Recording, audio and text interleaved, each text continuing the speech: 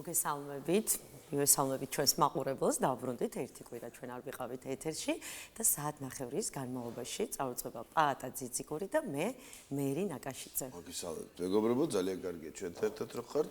სხვადასხვა თემაზე ვაპირებთ საუბარს და იმედი შემოგვიერთდებით და ამ ყველაფერზე ერთად ვილაპარაკებთ. თქვენ კომენტარების სახით ისაუბრებთ ჩვენთან ერთად, ჩვენს სტუმრებთან და ამიტომაც დაასხედით კომფორტულად და დაელოდეთ. და რაც მთავარია, ჩვენს მაყურებელს უნდა შევახსენოთ, გამოიწეროს ჩვენი სოციალური ქსელი, გამოგვიგზავნოს უკავშირი და აუცილებლად გავითვალისწინებთ ფორმატში, რაც ჩაჯდება და აღმოვაჩენთ ახალ სახეებს, უნიჭიერეს ადამიანებს. ეხლა კი ვნახოთ ანონსი.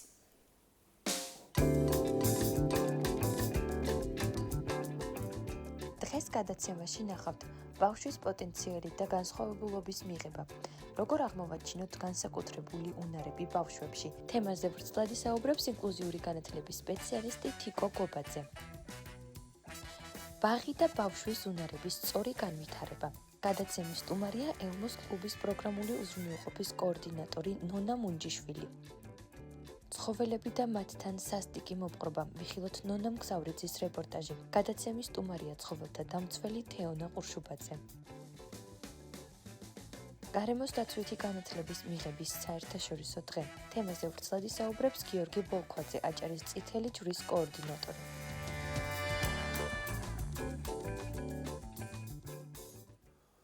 ალბათ ნახეთ უკვე პირველი თემა, რაზეც ვაპირებთ საუბარს. გავაგრძელოთ, ზოგადად გვინდა იმაზე ვილაპარაკოთ, რომ აქვს თუ არა ადამიანს თავიდანვე თანდაყოლილი რაღაც პოტენციალი, რომელიც მიუხედავად იმ პირობებისა, სადაც ის მოხდება, აუცილებლად რეალისტება. ბავშვობაში დაუშვათ ბავშვი მოხდება დაუშვათ რაღაც კარგ აღზრდელობით ტერიტორიაზე თუ სადმე ჯუნგლებში, ერთი და იგივე შანსი აქვს, მაგალითად გამოვიდეს დიდი ფიზიკოსი ან თუნდაც ხელოვანი.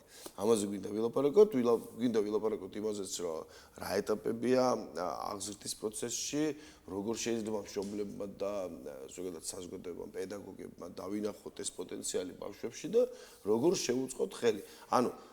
ბოლო-ბოლო ეს კითხვაც გაგვიჩნდება დარწმუნებული ვარ, რომ საზოგადოება ახდენს თუ არ გავლენას ზოგადად აღზრდაზე თუ ჩვენ უბრალოდ ასე ვთქვათ ვესწრებით იმ პროცესს, როდესაც ბავშვი ერთი უჯრედიდან რაღაც არის ნობელის პრემიის ლაურეატამდე უბრალოდ იზრდება და ჩვენ ამას ვხედავთ.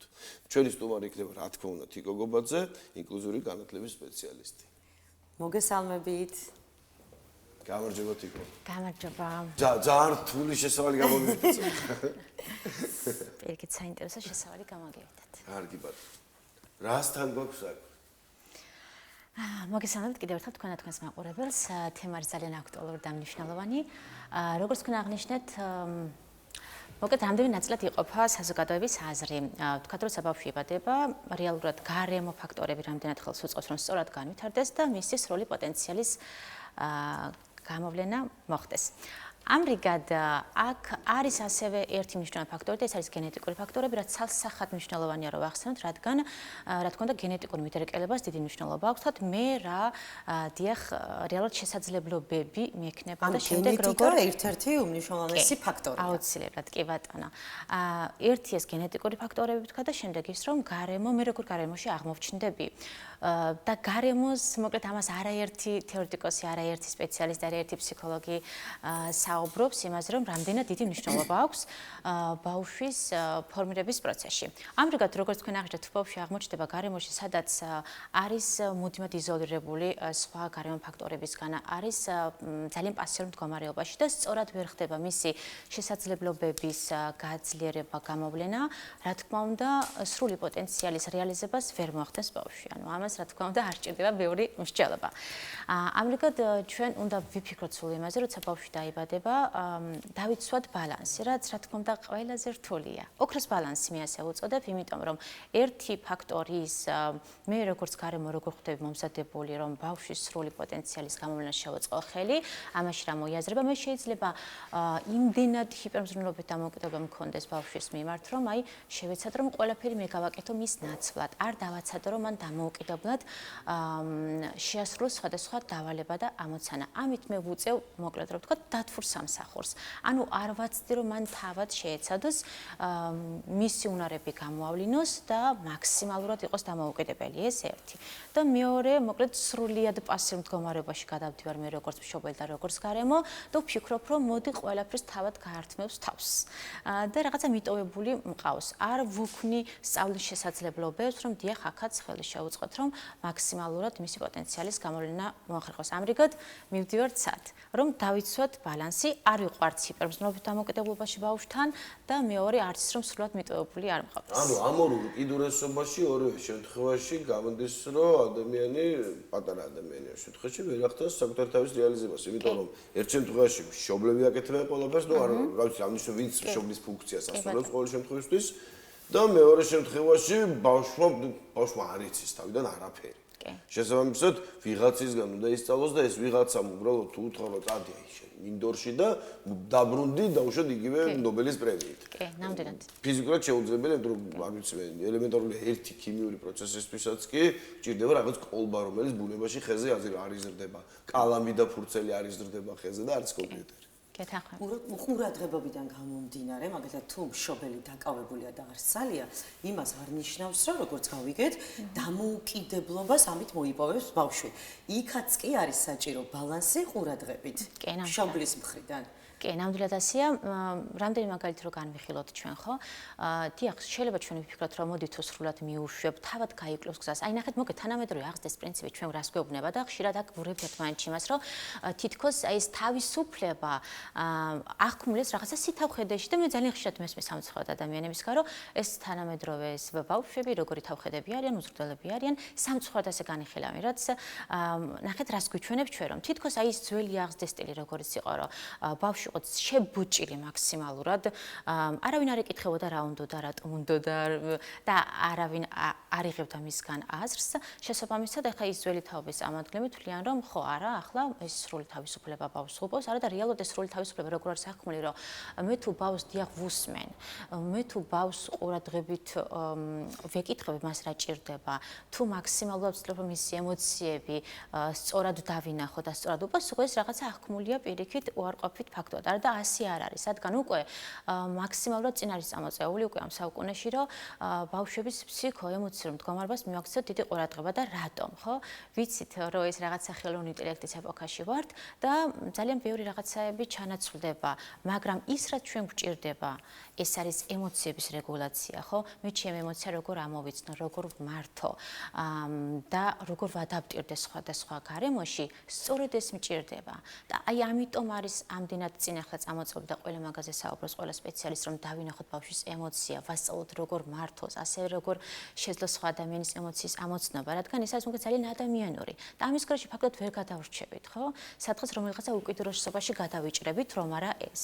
ამრიგად აქ მშობლებს უთხრათ, რომ თავისუფლება ნუ იქნება აღქმული, რომ მე არ მაქვს ზღვარი, ჯანსაღი ზღვარი, ეს ბალანსი მე რო ვახსენე, ამაში მოვიაზრე ჯანსაღი ზღვარი, რაც ნიშნავს იმას, რომ არც ის რომ აბა შენ ახლა როგორც გინდა შენ ესე გააკეთე, სრული თავისუფლება, რაც არ არსებობს რეალურად და მეორე ის, რომ არ შეუბოჭო, ხო? პირობითად არჩევანის შესაძლებლობა მივცემ ბავშვს მაქსიმალურად, რომ მას ვაგრძნობენ, რომ მე მას ვეკითხები. მე კი არ ვწყვიტავ როგორც მშობელი, შენ რა იცი, შენ გაჩვენდი, მე გადავწყვიტავ შენ როგორ გინდა და შენ რა გინდა. არჩევანის საშუალებას, როდესაც ვაძლევთ ბავშვს, უკვე არის ბალანსი. შემდეგ უკავშირი რაც იქნება, იქაც საჭიროა, რომ აი ეს ძალიან დიდი აკრძალვა არ იყოს, ან თუნდაც თანხმობა, იქაც ბალანსია საჭირო.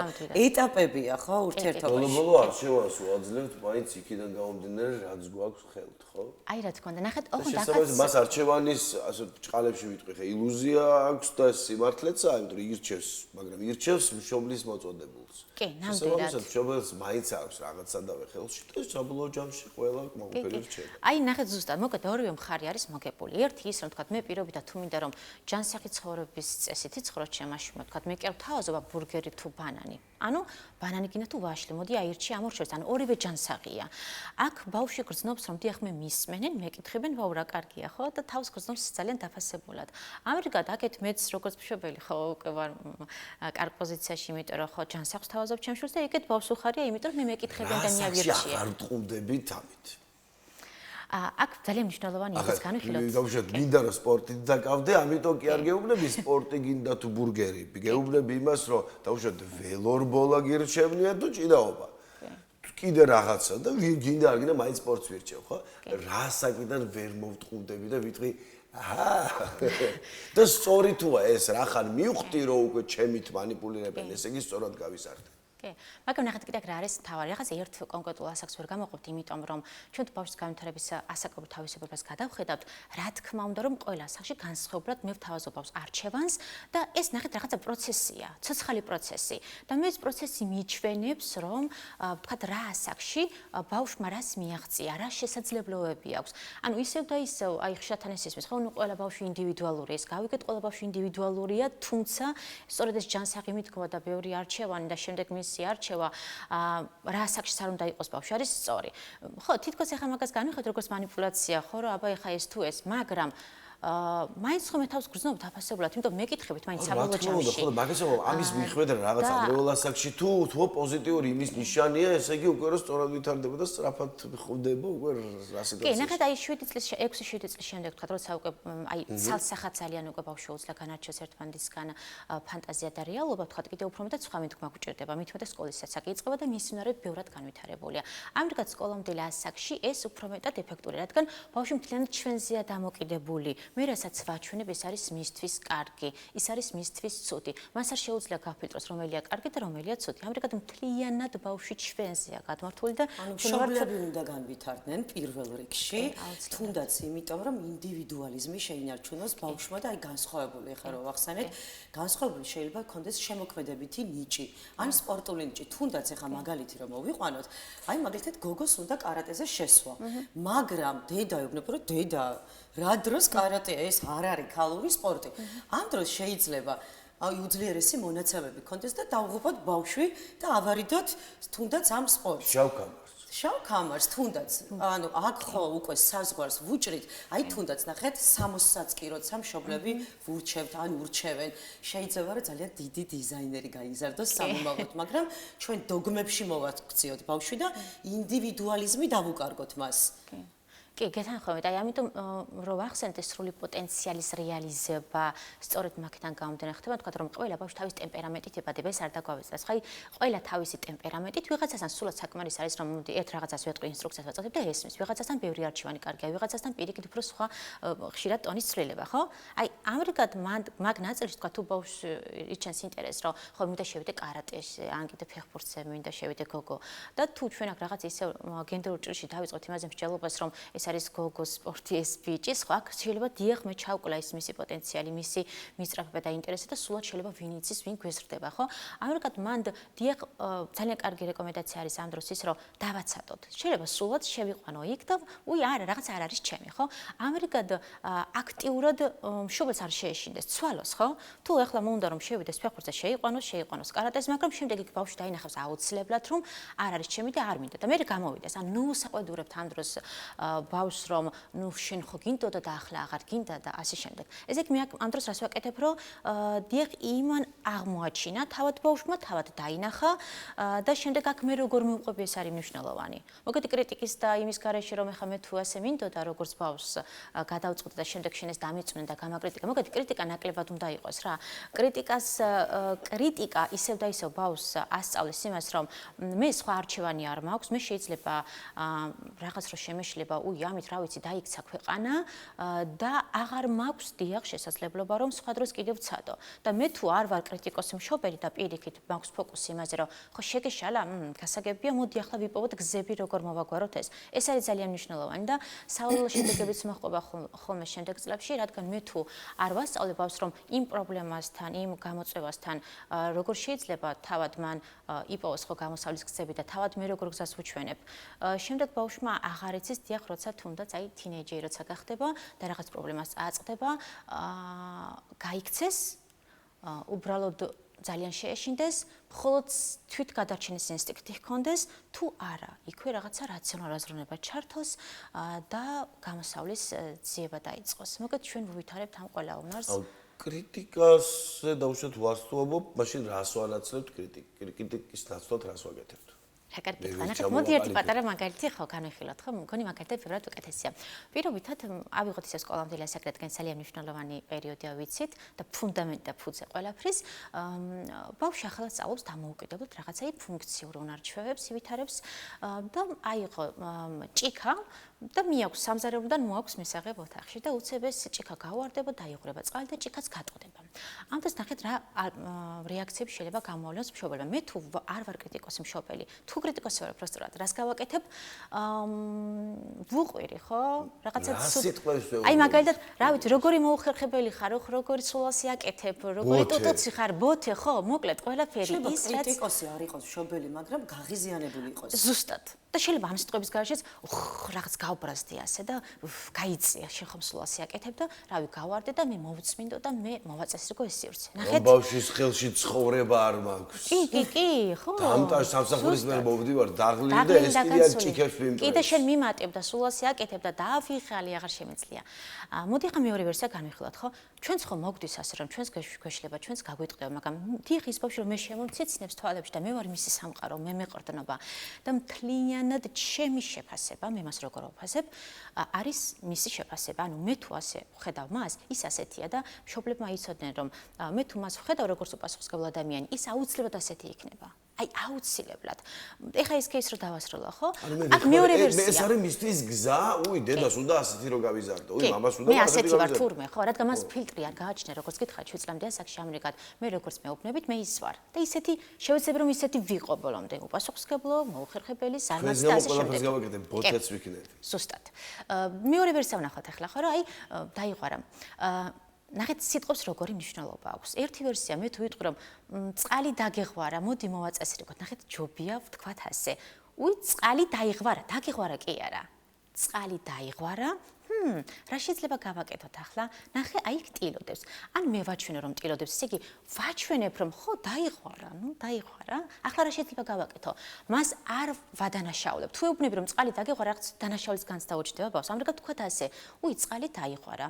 ჭიქა გატყდა. რა შეიძლება გავაკეთოთ? ვასწავლი ასე ბავშვს პრობლემის მოგვარებას, ხო? მე გაიქცევა თვითონაც მოწმინდავს, როგორც შეუძლია. ეს არის სწორედ ის უნარ-ჩვევები, რაც მას ჭირდება, რომ შედეგ პრობლემებს გაუმკლავდეს, თავად მოგვაროს. ხოშია, ხო? და არ არის რთული თანწყობელი სხვადასხვა ასეთი გრამატიკული წიაღისვლები, რომ შენ დრო ეს წყალი არ დაგბრო და მე აქ არ გამოვივლიდი ნახევარსაათში და კისერს არ მოვიტეხავდი და ამის მერე როათაც კატასტროფამდე. უკვე დანაშაულია ეგ. პროცესს ეუბნები და აღიარებ რეალობას, ხო? ანუ საკმაოდ რთულია ეს.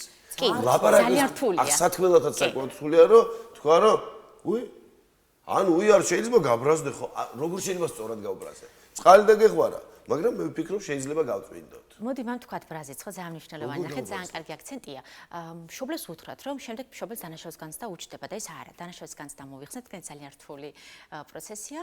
შეიძლება გაბრაზდეს მშობელი. მაგალითად ნახეთ როგორ გაბრაზდეს ისე რომ ბავშვს შეურეწყობა არ მიაყენოს. ნახე წყალი დაიღვარა, ძალიან გავბრაზდე. რა შეიძლება გავაკეთოთ? ანუ მე გავბრაზდე. საკუთარ თავზე გადაიტანოს. ხო, ჩემზე, იმიტომ რომ მე გავბრაზდე, რატო წყალი დაღვრილია და ამიტომ ისე რომ შენ დაღვარე და შენ გააბუჭე და შენ მე თიც არ ვიშოვე შენსკენ. ანუ ეს დანაშაულის განცდა უნდა ავარითო ამ საწყაბოს მე ესე იგი მშობელი როდესაც მოდის დაღლილი, არა მარტო დაღლილი, ძალიან ბევრ ადამიანს ბევრი პრობლემა აქვს, ვიცით ახლა დღესდღეობით რაც ხდება მსოფლიოში, ძალიან რთულია, თუნდაც რო კარგ ხასიათზე იყო ეს ყველაფერი ესე გააკეთო და რა თქმა უნდა მართებულია რაც თქვით, მაგრამ თუ მშობელი გაღიზიანებულია, თუ აქვს უამრავი პრობლემა საკუთარ თავთან, ამ შემთხვევაში არის გამოსავალი ის, რომ საკუთარ თავს დააბრალოს. ეს რა თქმა უნდა, მაგრამ საკუთარ თავს დააბრალოს აი და გაბრაზდეს, ანუ აჩვენოს ბავშვს ის, რომ თვითონ აიღო თავზე საკუთარი ბრაზი და არა ის, რომ ბავშვი დაადანაშაულა. ეხლა მეც ვიმახსოვრებ ამ ყველაფერს, იმიტომ რომ მნიშვნელოვანია რომ სწორად წარმართოთ ემოციები როგორც მშობელმა და ძალიან საინტერესო პრაქტიკაა სხვათა შორის. თუ ფიქრობ რომ მარტივია, თუ გონებაში ჩვენ გავიჯენთ რომ ჩვენზე გადავიტანოთ ბრაზი, ძალიან მარტივია. ხო, ნახეთ მე რეალურად გადავიტანოთ ხო და ეს ნახეთ უბრალოდ მე ამ დროს როგორც ადამიანს მაქვს ჩემი ემოცია. ამრიგად მე მაქვს უფლება როგორც მშობელს გამოვხატო ემოცია. ბავშვს კი არ ავაცილე რაღაც და უბრალოდ ის რომ წყალი დაიღვარა ხო ქვეყანა არ დაიქცა. ანუ მე უბრაზდებით რომ ბავშვი არ ბრაზდება. ანუ ესე რა გამოდის ისევ ჩემი ბრაზია. ჩემი ბრაზი რაღაც ძალიან წვრილ მანებზე, იმიტომ როგორც მე აღნიშნეთ, ბრაზი და რო დაიღურა არ გადამესხა. კი, ანუ ესე იგი სადღაც იქ სამსახურში გამბრაზეს და შემდეგ იქ მოვიტანე ჩემი ემოცია, სადღაც ვიღაცამ მეგობარმა გამბრაზა და ამიტომ ის ჩემი ემოციაა, რომელიც გამოუხატავია. და სწორედ ეს პატარ-პატარა ესეთი პრეცედენტები მე დიახ მიღვიებს ამ ჩემს ემოციას და შემდეგ მე მაბრაზებს. მაგრამ ის ხوارაფერში ის ბავშვი რეალურად რა უბრალოდ ჩვეულებრივი რაღაცაა, რაც მოხდა, მაგრამ ამ დროს ჩემი ემოციის მართვა და სახილდება დიახ თან ბავშვს ასწავლის, რომ უი ხო, დედა შეიძლება გაბრაზდეს ოღონდ ისე რომ მე არ დამაზარავოს. ჩვენ გვაქვს უფლება ემოცია გამოხატო. შეიძლება ვთქვა რომ მე ხა ძალიან დაღლილი ვარ და მოდი მე ცოტა ხანი დავისვენებ, ხო? და შემდეგ ეთამაშები. ამის უფლებაც მაქვს მე. ანუ ამ დროს მე არ ვარ ცოდი მშობელი. ესეც უნდა იცოდეს მშობელი და დანაშაულის გზნობის გარეშე რომ ამისგან გავთავისუფლეთ. პირიქით სჭირდება. ვყავდით თუნდაც ერთი კაი რაღაცა თქვით ერთი არ ბევრი, მაგრამ ის იყო ძალიან მნიშვნელოვანი, ახლა ამასთან ძალიან ახლოსაა. ანუ ამ დანაშაულის გზნობის გამო მუშავეცდებით მშობლები გამოვისყიდოთ. ბავშვი არ მოვისყიდოთ და არ ჩავანაცვლოთ საკუთარი თავი, თუნდაც იმ ფუმფულა დათუჩებით. ანუ რამდენი ფუმფულა დათუჩა, ანუ რაც უფრო მეტი ფუმფულა დათუჩა, შეიძლება გაქროთ თითქოს ამდენჯერ დააშევა მშობელმა საკუთარ თავში. და შეგვიძლია უბრალოდ უთხრათ მან და ალტერნატივა, აი ნახეთ ზუსტად, ეგ ძალიან კარგი აქცენტი, ეგეც უთხრათ მშობლებს, რომ ქართულად შეიძლება ვთქვათ ეს ნახეთ როგორი სიტყვა, განახლება, გამოსწორება. ანუ მე თუ შეიძლება რაღაც შემეშალოს, შეიძლება მართლაც დამიყვიროს, მაგრამ აქ მე ამას როგორ გამოვასწრებ, ეს არის მთავარი. არა ის რომ წავიდე სათამაშო მოუტანო ახალი ყველა გაბრაზებაზე როცა უყურებ, არა ნახე, იცი მე ჩემი ემოცია ვერ ვმართ და ბოდიში, ვიცი რომ გიყვირე და მაპატიე. ნახეთ მე რას ვასწავლებ ბავშვს. ხო, უი, დედასაც შეიძლება, მამასაც შეიძლება შეეშალოს, მაგრამ შემდეგ ბოდიში მოიხადოს. ანუ თავარი აქ რა არის? არა ის რომ მე დავიყვირე. ყველამ შეიძლება დაიყვიროს, მაგრამ მე იმას როგორ გამოვასწრებ და როგორ განვაახლებ და რომ ბოდის მოვიხდი და აღვნიშნა რომ შემეშალა და ბოდიში, ეს არის არაჩვეულებრივი.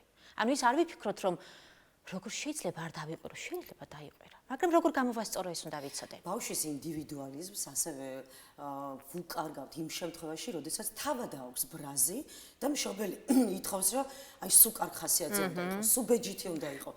როდესაც შესაძლებელია, მაგალითად, მოვიდეს გაბრაზებული სკოლიდან თავისი ხასიათი გამოხატოს და ყველა ხო ეხა ესეთი კარგი განწყობით არ არის, ხო, ბავშვები, რა თქმა უნდა, თავისი უარყოფითი თვისებებიც აქვს.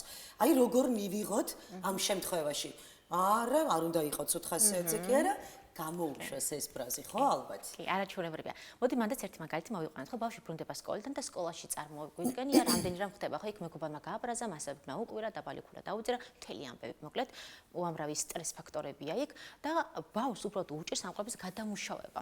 შესაბამისად რა ხდება, სადაც მიდის, ამ შემთხვევაში ოჯახში, აქ არის ყველაზე მეტად დაცული და თუ არის დაცული, შეიძლება პირიქითაც იყოს, ხო? დატუმბოს ეს ემოციები დატუმბოს არ გამოხატოს, რადგან თქვა იქეთ საპასუხო რეაქცია მშობლის მხრიდან არის პირიქით უარყოფითი. მაგრამ მე თუ თავს გრძნობ დაცულად მოვედი სახლში და თქვა რაღაცა ვუზღუნებ, არ ვიცი, იქეთ ჩანთა გავისროლე, იქეთ ფეხსაცმელი დავყარე შემოსასვლელში და ხედავს მშობელი რომ რაღაცა მოხდა. ამ დროს დაკითხვა არ არის კარგი, ხო? მე თუ ისევ და ისევ მინდა რომ ბავშვმა ემოციების რეგულაცია მოახერხოს, რას ვაკეთებ? ხედავ როგორი დაღლილი ხარ. ან დაკითხვა გამოწეული მაქვს გვერდით, უბრალოდ მის ემოციას ვასახელებ, ანუ ხედავ როგორი გაბრაზებული ხარ, ალბათ ძალიან რთული დღე გქონდა, ხო? ძალიან მაინტერესებს რა მოხდა, როცა დაისვენებ გამიზიარე. ნახეთ, ვაცდი ბავშვს, ხო? დიახ, შეიძლება სოც იმ დროს წამოწოლა უნდა ბავშვს ეს 5 წუთი და დაკითხვა არ უნდა, დაკითხვა არ არის კარგი. და აუცილებლად, აი მშობლებმა ეს გატესტონდა ნახავენ როგორ მუშაობს, როცა ვაცდი მე ბავშვს, შემდეგ ის მოვა და ნამდვილად გამიზიარებს იმ ფორმით და იმ დროს, როცა თავს გრძნობს უკვე მზად, ხო? ამრიგად ემოციის სახელდება, პირიქით გამოხატოს, აუცილებელი რომ გამოხატოს, აბა სად წაიღოს. ამაში საერთოდ მე მგონი ჩვენ შორისაც არაა განსხვავება, ხშირად არის ჩვენთანაც სიტუაცია, რომ პარტნიორთან ურთიერთობის ვიზრდებით, იგივე გვემართება, უბრალოდ თითქოს და გარედან ჩანვართ, რომ აი, ხო, ეს დასრული ადამიანია, ხო, ვიცამე. და სინამდვილეში იგივე გვემართება, ხანდახან გვეუბნებიან, რა გჭირს, გაბრაზებული ხარ, ცუდად ხარ და უფრო ბრაზდები ამ დროს. თუმცა ეს ალბათ ეს ფრაზა რომ ზადრო ვიქნები გეტყვი, მართლა ძირითადად ფილმებიდან ვიცით. და ალბათ შევისის ხურცეს ბოლო 15 წელი. მანამდე არ იყო, მანამდე იყო თავი დამანებეთ ერთი არ მაქვს უფლებას დავუშვათ სამსახურის მერე რაც ვინაის ვაკეთო და ასე შემდეგ. ან პირიქით რომ და ემოციების მოშვება და მე აქედან ერთად ამოძრავ. ან სულაც მოვიტირო და ესეც არ არის სირცხვილი და არც მიუღებელი. პირიქით ემოცია უნდა გამოიხატოს რაღაც ფორმით, ოღონდ სოციალურად მისაღები ფორმით, არა აგრესიით, არა დარტყმით. ხო, ასეც ხდება. ხო, თქვა ბავშვი გამოხატავს აგრესიას მშობლის მიმართ. ამრიგად მე თუ აქ ძალიან სწორად ესე რბილად მიუდგები, ხო, ის მეტყვის რა ჭირს და გამოიხატა უკვე, ხო? ანუ პოტენციალის რეალიზებისთვის პირველი აუცილებელი რეცეპტი არის ემოციებთან ურთიერთობა, საკუთარი ემოციებთან ურთიერთობა და თუ ეს ბავშვმა სწორად ისწავლა, ეს ემოციები ხელს არ შეუშლის და უფრო მეტ დროს არ წაიღებს მის გონებაში, ვიდრე საჭიროა. დავუშვათ ბრას, პირობითად რომ ბავშვს ჭირდება 1 წუთი გადასახარშად, არ წაიღებს 5 საათს და შესაბამისად ის 4 საათი და 59 წუთი ბავშვს ექნება იმისთვის რომ ითამაშოს, იფიქროს, განვითარდეს და სრულად მოახდინოს იმ პოტენციალის რეალიზება. კი, სრულად გეთანხმებით. ანუ გამოდის რომ კარგად ისწავლეთ, ახლა გაკვეთილი თავი პრაქტიკაში როგორ კი, ოღონდ მანდაც ერთი პატარა რჩევა მინდა მივიცეთ მშობლებს, როგორც თქვენ თქვით, ძალიან რთულია, მართლა რთულია, რომ დანერგო, მაგრამ მუშაობს. პატარა ბარათები შეიძლება გამოიყენოს მშობელმა, მაგალითად, მაცივარზე მიამაგროს. ეს რა არის ბარათები? პირობდად წაღარავთ თქვით, ხო, რომ წყალი დაგეღვარა. წყალი დაიღვარა. ანუ ფრაზები, ან ხედავ გაბრაზებული ხარ.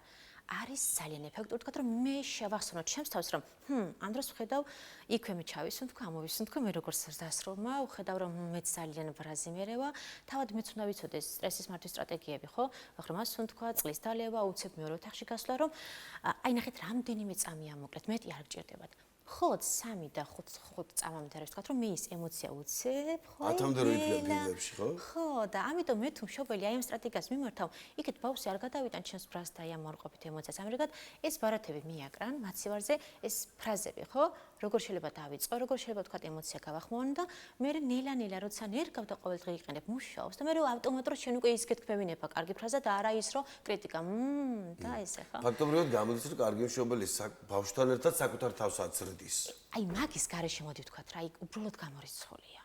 მე ვითარდები ბავშვთან ერთად. უნდა ვისწავლო, უნდა ვიმუშაო საკუთარ თავთან, თუ მინდა რა თქმა უნდა, რომ მაქსიმალურად ხელში შეუწყო ბავშვის პოტენციალის გამოვლენას და ბავშვს ვაგრძნობ, რომ დიახ, ის ცალკე ინდივიდი და უნიკალური არსება არის და ისეთი მეორე არ არის არავინ. ის არის უნიკალური მორჩა. დიდი მადლობა თიკო დაგემშვიდობები. ჩვენ კი რამოდენიმე წამში რეკლამის შემდეგ დავბრუნდებით ისევ პირდაპირ ეთერში.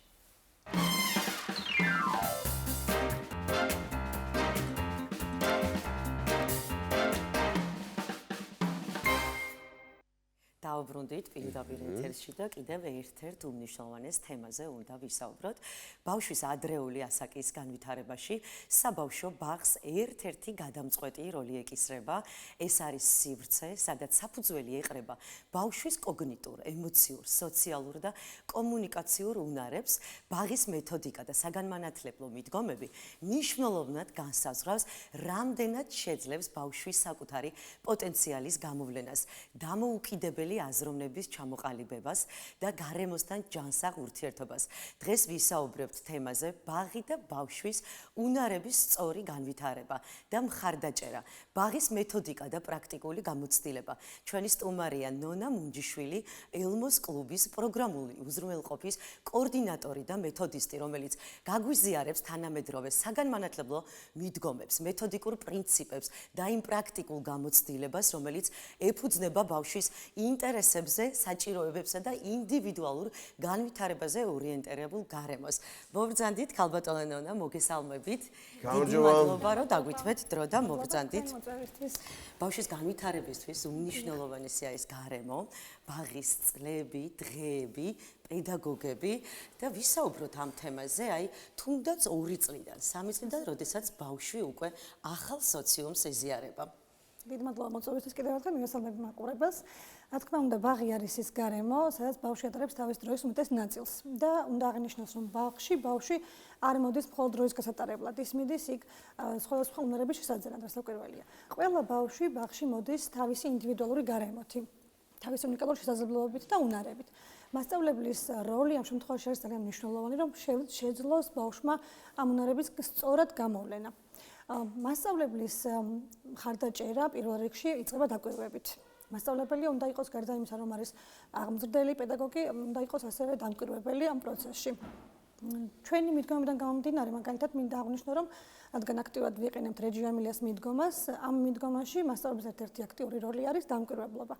მასწავლებელი ყოველდღიურ საქმიანობაში დაკვირვებას აწარმოებს სხვადასხვა მეთოდებით. იქნება ეს ფოტო-ვიდეო ჩანაწერები თუ უბრალოდ ნოუთების სახით ჩანაწერები. ჩაგეკითხებით, აქვს თუ არა მნიშვნელობა ბავშვების რაოდენობას, იმიტომ რომ მსგავსი ფოკუსირება და ყურადღება, რა თქმა უნდა, როდესაც რაოდენობა ბევრი იქნება, ალბათ შეუძლებელია. კი, რა თქმა უნდა, დიდასაკობრივ ჯგუფში ფიზიკურად შეუძლებელია, რომ მთავარი მასწავლებელი თქვათ, ვინც არის, ერთმა პედაგოგმა მოახდინოს ამდენ ბავშვთა დაკვირვების წარმოება. ამიტომ მნიშვნელოვანია, რომ ჯგუფი დაკომპლექტებული იყოს 15 მაქსიმუმ 20 ბავშვით, 20-ით უკვე ზედაზღვარი არის, რათა ეს მუშაობა იყოს ნაყოფიერი. საუბრობდი იმაზე, რომ დაკვირვება ხდება სხვადასხვა გზით. ეს არის ფოტო, ვიდეო მასალა, ან უბრალოდ ჩანაწერები. ვიდეო რეჯიო დოკუმენტირებას ვეძახით ამას მაგალითად და ამ დაკვირვების ფონზე უკვე მასწავლებელი ხვდება ბავშვის ინდივიდუალურ საჭიროებებს. რადგან ყველა ბავშვი ერთნაირად არ ვითარდება, რა თქმა უნდა.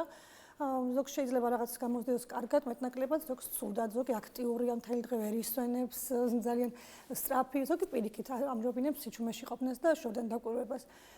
ასეთ დროს ბავშვის აი ეს უნარი, რომ ვერ შეუძლია ერთ ადგილას გაჩერდეს, ვერ ისვენებს, მასწავლებელმა უნდა აქციოს რაღაც მის პოტენციალად. მაგალითისთვის, ყოველდღიურობაში, როცა ესეთი ბავშვს ხვდებით, რომელიც ვერ ისვენებს, სწრაფია, აქტიურია, მასწავლებელი არ უნდა იყოს შენიშვნის მიმცემი, ამ შემთხვევაში დაჯექი, გაჩერდი, გაჩუნდი, არა, პირიქით. მის ამ უნარს, ის ენერგიას ვაქცევთ შესაძლებლობად. და ხშირად არის ხოლმე, რომ ასეთი ბავშვი ხდება მასწავლებლის დამხმარე დღის განმავლობაში, მაგალითად, სკამების დაწყობაში ან აქტივობისთვის რაღაცა მასალების შეგროვებაში. ასეთ დროს ბავშვები ძალიან საჭიროდ გრძნობენ თავს და ხედავენ, რომ აი მე მასწავლებლებს ვჭირდები და ამ მის მოზღობილ ენერგიას უკვე აქცევენ შესაძლებლობად და უნარად მათთვის. ასევე ძალიან მნიშვნელოვანია ასაკი, აი რომელი ასაკიდან არის მისაღები, რომ ბავშვი შემოიყვანოთ, იმიტომ რომ ხშირად შესაძლებელია მშობლებიც ვცდებოდეთ და იმიტომ რომ ვერ ვშორდებით, გვიყვარს, მზრუნველობა გვაქვს, დავაგვიანოთ თუნდაც ბავშვის მიყვანა აი ამ სოციალურ სივრცეში. 2 წლიდან უკვე ბავშვს ჭირდება სოციუმი. მაგრამ რასაკვირველია, ესეც უნდა იყოს განსაზღვრული, ასაკობრივად დრო უნდა იყოს განსაზღვრული. 2 წლის ბავშვის მაგალითად მთელი დღით ბაღში ყოფნა არის დამღლელი და სტრესული შეიძლება ითქვას. 2 წლის ასაკიდან სასურველია 2-3 საათიანი სტუდიები, რომ უბრალოდ ბავშვმა სოციუმში მოახდინოს ადაპტაცია და შემდეგ უკვე ასაკთან ერთად ნელ-ნელა ეს დროც იზრდება მის უნარებიდან გამომდინარე.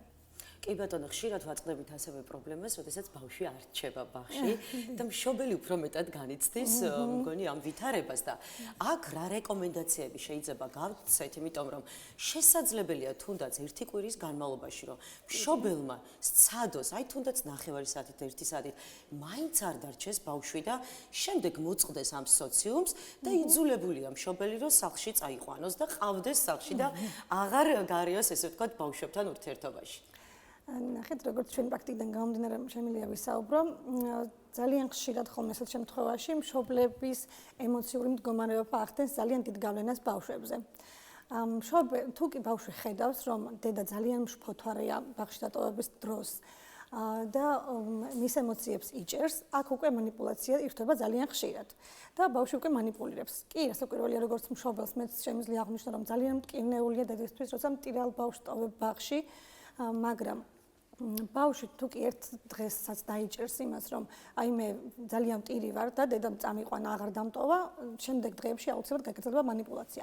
ამიტომ მშობლებს ყოველთვის ვურჩევთ ხოლმე ამ შემთხვევაში, რომ იყოს ფსიქოლოგიურად და ემოციურად მზად პირველ რიგში მშობელი, ესაუბროს ბავშვს ძალიან ბევრი მოსვლის წინ, რომ იქ უნდა დარჩეს რამდენიმე საათით, 1 საათით, აუცილებელია ასევე ის, რომ ხაზგასმა იმის, რომ ბავშვს არ უნდა მოვატყუოთ, მან უნდა იცოდეს, მაგალითად, დედა მაღაზიაში გავიდა და მოვა. ასეთი ფორმულებით არა. დედა მიდის სამსახურში, ბავშვი მიდის ბაღში, იქ დარჩება, ვთქვათ, 1 საათით და დედა ამ 1 საათში აუცილებლად მართლა 1 საათში მივა. მართალია ამას აქ ბავშვები დროს ვერ აღიქვამენ, მაგრამ ჩვენ ვიყენებთ ხოლმე მაგალითად საათ 1-თან მაგალითად რომელზეც უნდა წაიყვანოს ან 12-თან, ვაკრავთ სტიკერს და ამ სტიკერის აღქმით ხვდება ბავშვი რომ აი იმ დროს მივა დედა. აჰა, გასაგები, ანუ შეფასებით. ასევე არის მეთოდი, როდესაც აი რაღაცას ბავშვი კარგად გააკეთებს, აფასებენ პედაგოგები. მაგრამ არის თუ არა სავალდებულო, როცა რაღაცას ვერ გააკეთებს, იქაც იყოს თუნდაც ან დადებითად შეფასებული, იმიტომ რომ мотиваცია მივცეთ და არა თუნდაც დაკნინებული, ესე ვთქვათ, ბრჭყალებში, რომ აი შენ არ გამოგივიდა და აი ეს შენზე უკეთესია. ემოციური უსაფრთხოება არის ბავშვთვის ძალიან მნიშვნელოვანი. თუ კი ბავშვი ისეთ გარემოშია, სადაც ეშინია რომ გაკიცხავენ და ვერ აღიქვავენ იმას, რომ მან რაღაც ვერ შეძლო, ეს ძალიან მოქმედებს მე მის თვითშეფასებაზე. თუ ბავშვს რაღაც არ გამოსდის, ეს ნიშნავს, რომ არ ნიშნავს იმას, რომ მას ეს უნარი არ აქვს. ეს ნიშნავს, რომ მე მჭირდება რაღაც სხვა ახალი გზა და მჭირდება დახმარება მასწავლებლის. ანუ მიდგომებშია საქმე. რა თქმა უნდა, მიდგომებშია საქმე. ის გზა უკვე მასწავლებელმა თვითონ უნდა გამონახოს, რა გზა სჭირდება მას, რომ ის უნარი განუვითაროს. ისევ და ისევ ეცხება დაკვირვების საფუძველზე, მასწავლებელმა უნდა დააკვირდეს მასწავლებელმა დააკვირდეს ბავშვს, რა გამოდის კარგად, რა აინტერესებს, რა აბედნიერებს მას და უკვე ამ გზით წაიყვანოს მისი განვითარება და წამოსწიოს წინ ის უნარი, რაც მაგალითად მანამდე არ ქონდა. აი განსაკუთრებული რა არის ამ მეთოდიკაში, ხა თქვენ რაც ახსენეთ, მაგალითად ის რაც არ აქვს ქართული ბაღების აღზრდას, მაგალითად და დიდი სიამოვნებით შეიტანით. ან პირიქით შეიძლება ჩვენ როგორც გავიზარდეთ იმ მეთოდიკით, აქ უფრო მეტი პლუსია და სადღაც აი მანდ არის პატარა ხარვეზები. მე დარწმუნებით არ შემიძლია გესაუბროთ სხვა ბაღების პრაქტიკაზე, მაგრამ ჩვენ პრაქტიკაზე დაკნობით მინდა გითხრათ, რომ ჩვენ ბავშვებს პატარ-პატარა ნაბიჯებით იწყება, იცით ეს ხარდაჭერა ბავშვებისთვის. პირველ რიგში ბავშვებს თავისუფალი თამაშის დროს ვაძლევთ სრულ თავისუფლებას, მათ თვითონ აირჩიონ ის ცენტრი, რომელშიც თამაში უნდათ. იქნება ეს მათემატიკური ცენტრი თუ კონსტრუქციების ცენტრი, ან თუ ლიტერატურული ცენტრი მაგალითად და ამ თავისუფლებაში უკვე ისინი გრძნობენ, რომ არ არიან შეზღუდულები, არ გაკიცხავს არავინ, არავინ არ შეაფასებს, არავინ არ შეადარებს. ძალიან მნიშვნელოვანია კიდევ ის, რომ ბავშვები ერთმანეთს არ შევადაროთ. რომ აი ნახე, მას უფრო კარგად გამოვიდა რაღაც, ვიდრე შენ. იმიტომ რომ ამ შემთხვევაში ეს ძალიან მოქმედებს ხოლმე თვითშეფასებაზე. ასევე მნიშვნელოვანია, ეხლა ჩვენ ენერგიული ბავშვი ვახსენეთ. შეიძლება ზოგი ძირს დაჯდეს, სკამზე, წამოწვეს. ანუ აქ თუ არის კიდევ მიდგომა, რომ აი სწორად უნდა იჯდე, ეხლა უნდა იმეცადინო, თუ პირიქით აქაც თავისუფლება თუ უნდა რომ ქვემოთ წამოწვეს და ისე მოგისმინოთ, შესაძლებელია რომ ესეც გააკეთოს თუნდაც. აქტივობების დიდი ნაწილი, მაგალითად ჩვენ გვაქვს წვეზე დამჯდარ სიტუაციაში, ეს ნოხზე. ან ბავშვი არ არის ვალდებული რომ ასე სკამზე იჯდეს, საზრუგეზე მიიყნობილი კაცრად, თუმცა კი აქაც არის ჩარჩოები, საკვირველია, როცა აქტივობა გვაქვს, ყოველთვის წესებს ვახსენებთ ბავშვებს, რომ იმ დროს მაგალითად წამოწოლა არ შეიძლება, რადგან გვაქვს აქტივობა. საკვირველია ჩარჩოები არის, მაგრამ ეს ჩარჩოები უნდა იყოს ისე რომ მორგებული მათ ინდივიდუალურ საჭიროებებზე. ანუ აქტივობის შესაბამისი ჩარჩოები. რა თქმა უნდა, კი. ანუ ვერ დაწერ დაწოლილია, ძნელი იქნება. რა საკვირველია, არის აქტივობები, რომლის დროსაც ძირს ვძივართ ნოხზე, როგორც უკვე აღნიშნე, არის აქტივობები, სადაც ვთქვათ, ხატავთ და ამას უხსნით დაუშვათ ბავშვს, ანუ ფიზიკურად ეუბნები რომ ეხლა თუნდა ვითამაშოთ გელობანად და დაწოლილი ვერ ითამაშებ ფიზიკურად, იმიტომ რომ შენ ნახა, ვერ წრიალებ. დიახ, რა თქმა უნდა, წესები აუცილებელია, ჩარჩოები აუცილებელი არის ყველგან. თუმცა როგორც უკვე აღნიშნე, სრული თავისუფლება აქვს მაინც და ეს თავისუფლება თვითგამახატვაში ძალიან ეხმარებათ. და ასევე უნიშნელოვანესია მშობლის ჩართულობა, ჩვენ არაერთხელ გვისაუბრე ამაზე, რომ კომუნიკაცია გქონდეს პედაგოგთან და ერთობლივად მოხდეს აღმოფხვრა თუნდაც აი იმ პრობლემის, რაც ბავშვი არის, ან თუნდაც შეიძლება მშობელმა ისეთი თვისებები გამოავინოს საკუთარ შვილში პედაგოგის კუთხით, როდესაც ის გაუზიარებს თუ როგორ მოქმედებაშია და მთელი დღის განმავლობაში მეგობრებთან რა ურთიერთობა აქვს და არ იცოდეს თუნდაც სახლში ეს პრობლემა, იმიტომ რომ სოციუმში როდესაც ბავშვი გადის, სხვადასხვა რაღაცებს ავლენს, ხო თვისებებს. რა თქმა უნდა, ჩვენ მშობელთან აქტიური კომუნიკაცია გვაქვს ნამდვილად პირველივე დღიდან, როდესაც ბავშვი მოდის ბაღში, ხშირად ყოველთვის ვეკითხებით მშობელს, რა უყვარს, რა აინტერესებს, რომ შემდეგ ეს ნიშა გამოვიყენოთ ჩვენ ბავშვის დასაახლოვებლად, რომ ჩვენ მათი ნდობა მოვიპოვოთ. გარდა მაგისა, ხშირად ყოფილა შემთხვევები, დიახ, რომ მშობელი აღმოაჩენს ხოლმე შემდეგ უკვე რომ რაღაცა ახალი უნარი განუვითარდა მის შვილს და ეს კომუნიკაცია მშობელთან გვაქვს რა თქმა უნდა ყოველდღიური სხვადასხვა გზებით იქნება სატელეფონო თუ პირადი კომუნიკაცია და ეს ძალიან ერთობლივი მუშაობა ყოველთვის ახდენს ხოლმე დადებით გავლენას.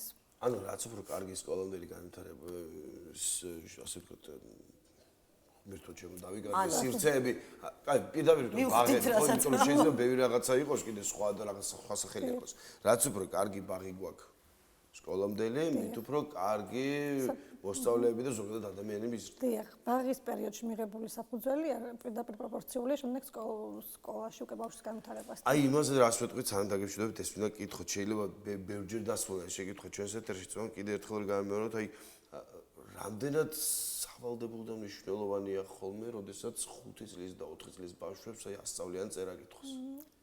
ჩვენ სულ აღნიშნავთ რომ სასკოლო მზაობა არ ნიშნავს წერა-კითხვის სწავლებას. სასკოლო მზაობა არის ემოციური, ბავშვის ფსიქოემოციური მზაობა, რომ შეძლოს სკოლაში, თუნდაც ის 40 წუთი ჯდომა, მოთმინების გამომუშავება, შეძლოს ადაპტაცია ახალ თანატოლებთან და თვითშეფასება ჰქონდეს განვითარებული. ძალიან ბევრი აქტივობა გვაქვს ისეთი, სადაც ჩვენთან მაგალითად ბავშვი მუშაობთ ბავშვის თვითშეფასებაზე. ფეხზე დამდგარი, ვთქვათ, წარადგენს და კუთარი თავი, ვინ არის, რას წარმოადგენს, რა უყვარს, ის თამაში უყვარს და ასე შემდეგ. აი ესეთი პატარ-პატარა როლური თამაშები ძალიან კარგად მოქმედებს უკვე შემდეგ სკოლის პერიოდში. ძალიან დიდი ანუ ამბანი სასწავლებლად გვიანია, რაზეც რა არც 6 და 7 წელი და არც ცოტა თქვენ უბრალოდ მოვატენით ბავშვს თავში თუ უნდა და თვითონ სწავლობს არ ეს შემთხვევა. შობელს თუ უნდა არ უნდა. შედიხარ და ბავშვი თვითონ კითხულობს ყოფილა ასეთ შემთხვევაში და ეს ხო კი ბატონო დავაძალებთ. კი ბატონო. დაგემშვიდობებით ქალბატონო, წარმატებებს გისურვებთ. ჩვენ კი რამოდენიმე წამში ისევ პირდაპირ ეთერში დავბრუნდებით.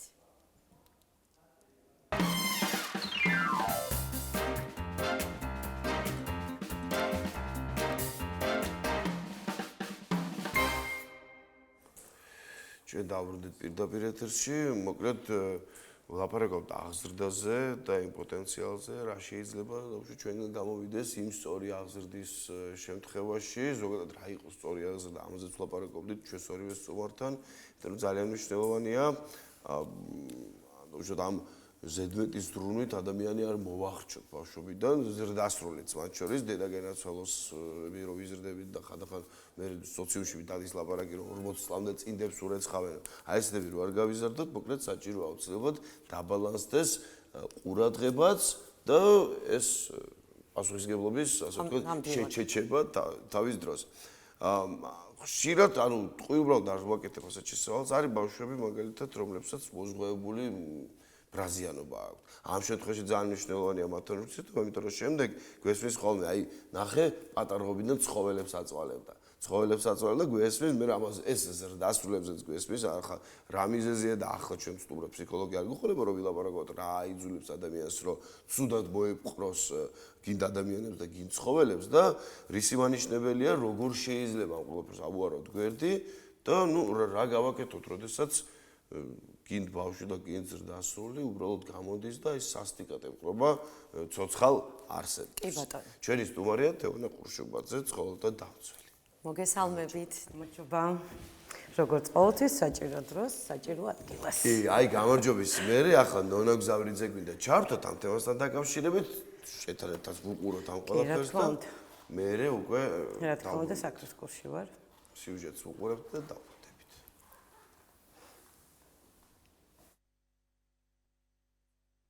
ბოლო პერიოდში ბათუმის სხვადასხვა უბანში ცხოველთა დაზიანების რამდენიმე შემთხვევა დაფიქსირდა. ფაქტებზე რეაგირებენ ცხოველთა დაცვის მოხალისეები, რომლებმაც პოლიციასაც მიმართეს. რა არის ამ ეტაპზე ცნობილი და რატომ მიიჩნევენ ისინი, რომ საკითხი ყურადღებას საჭიროებს? ამას ჩვენი რესპონდენტები გვიყვებიან.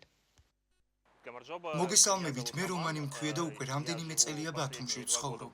დეკემბერში პირველად შევეჯახეთ ცხოველების მიმართ სასტიკი მოპყრობის ფაქტებს, როდესაც კატებსა და ძაღლებს აჭრიდნენ კუდებს.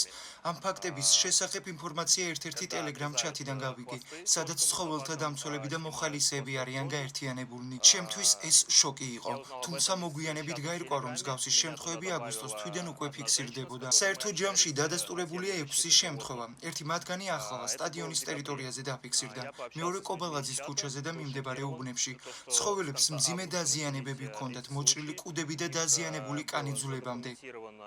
ზოგი ცხოველის გადარჩენა მოხერხდა, თუმცა ხშირ შემთხვევაში ისინი აუტანელი ტკივილის გამო იღუპებოდნენ. ყველა შემთხვევა ერთმანეთის მსგავსია, რის გამოც არსებობს საფუძვლიანი ეჭვი, რომლის ქმედებები ერთი და იმავე ადამიანის მიერ არის ჩადენილი. ფაქტებზე პოლიციაში შეტანილია განცხადებები, თუმცა ამ ეტაპზე უცნობია მიმდინარეობს თუ არა გამოძიება. ჩვენ გავაკარით განცხადებები ქუჩებში, რათა თუ ვინმე მსგავს ფაქტს შეამჩნევს, დროული რეაგირება მოხდეს ან დაგვიკავშირდნენ. მნიშვნელოვანია როგორც მოქალაქეების, ისე მერიის ჩართულობა. ბათუმი ტურისტული ქალაქია და აუცილებელია რეალური ნაბიჯების გადადგმა, მათ შორის გარე სათვალთვალო კამერების შემოწმება, რათა შესაძლებლობა გახდეს დამნაშავის იდენტიფიცირება. თუ ვინმეს აქვს ინფორმაცია, გთხოვთ დაგვიკავშირდით მითითებულ ელფოსტაზე.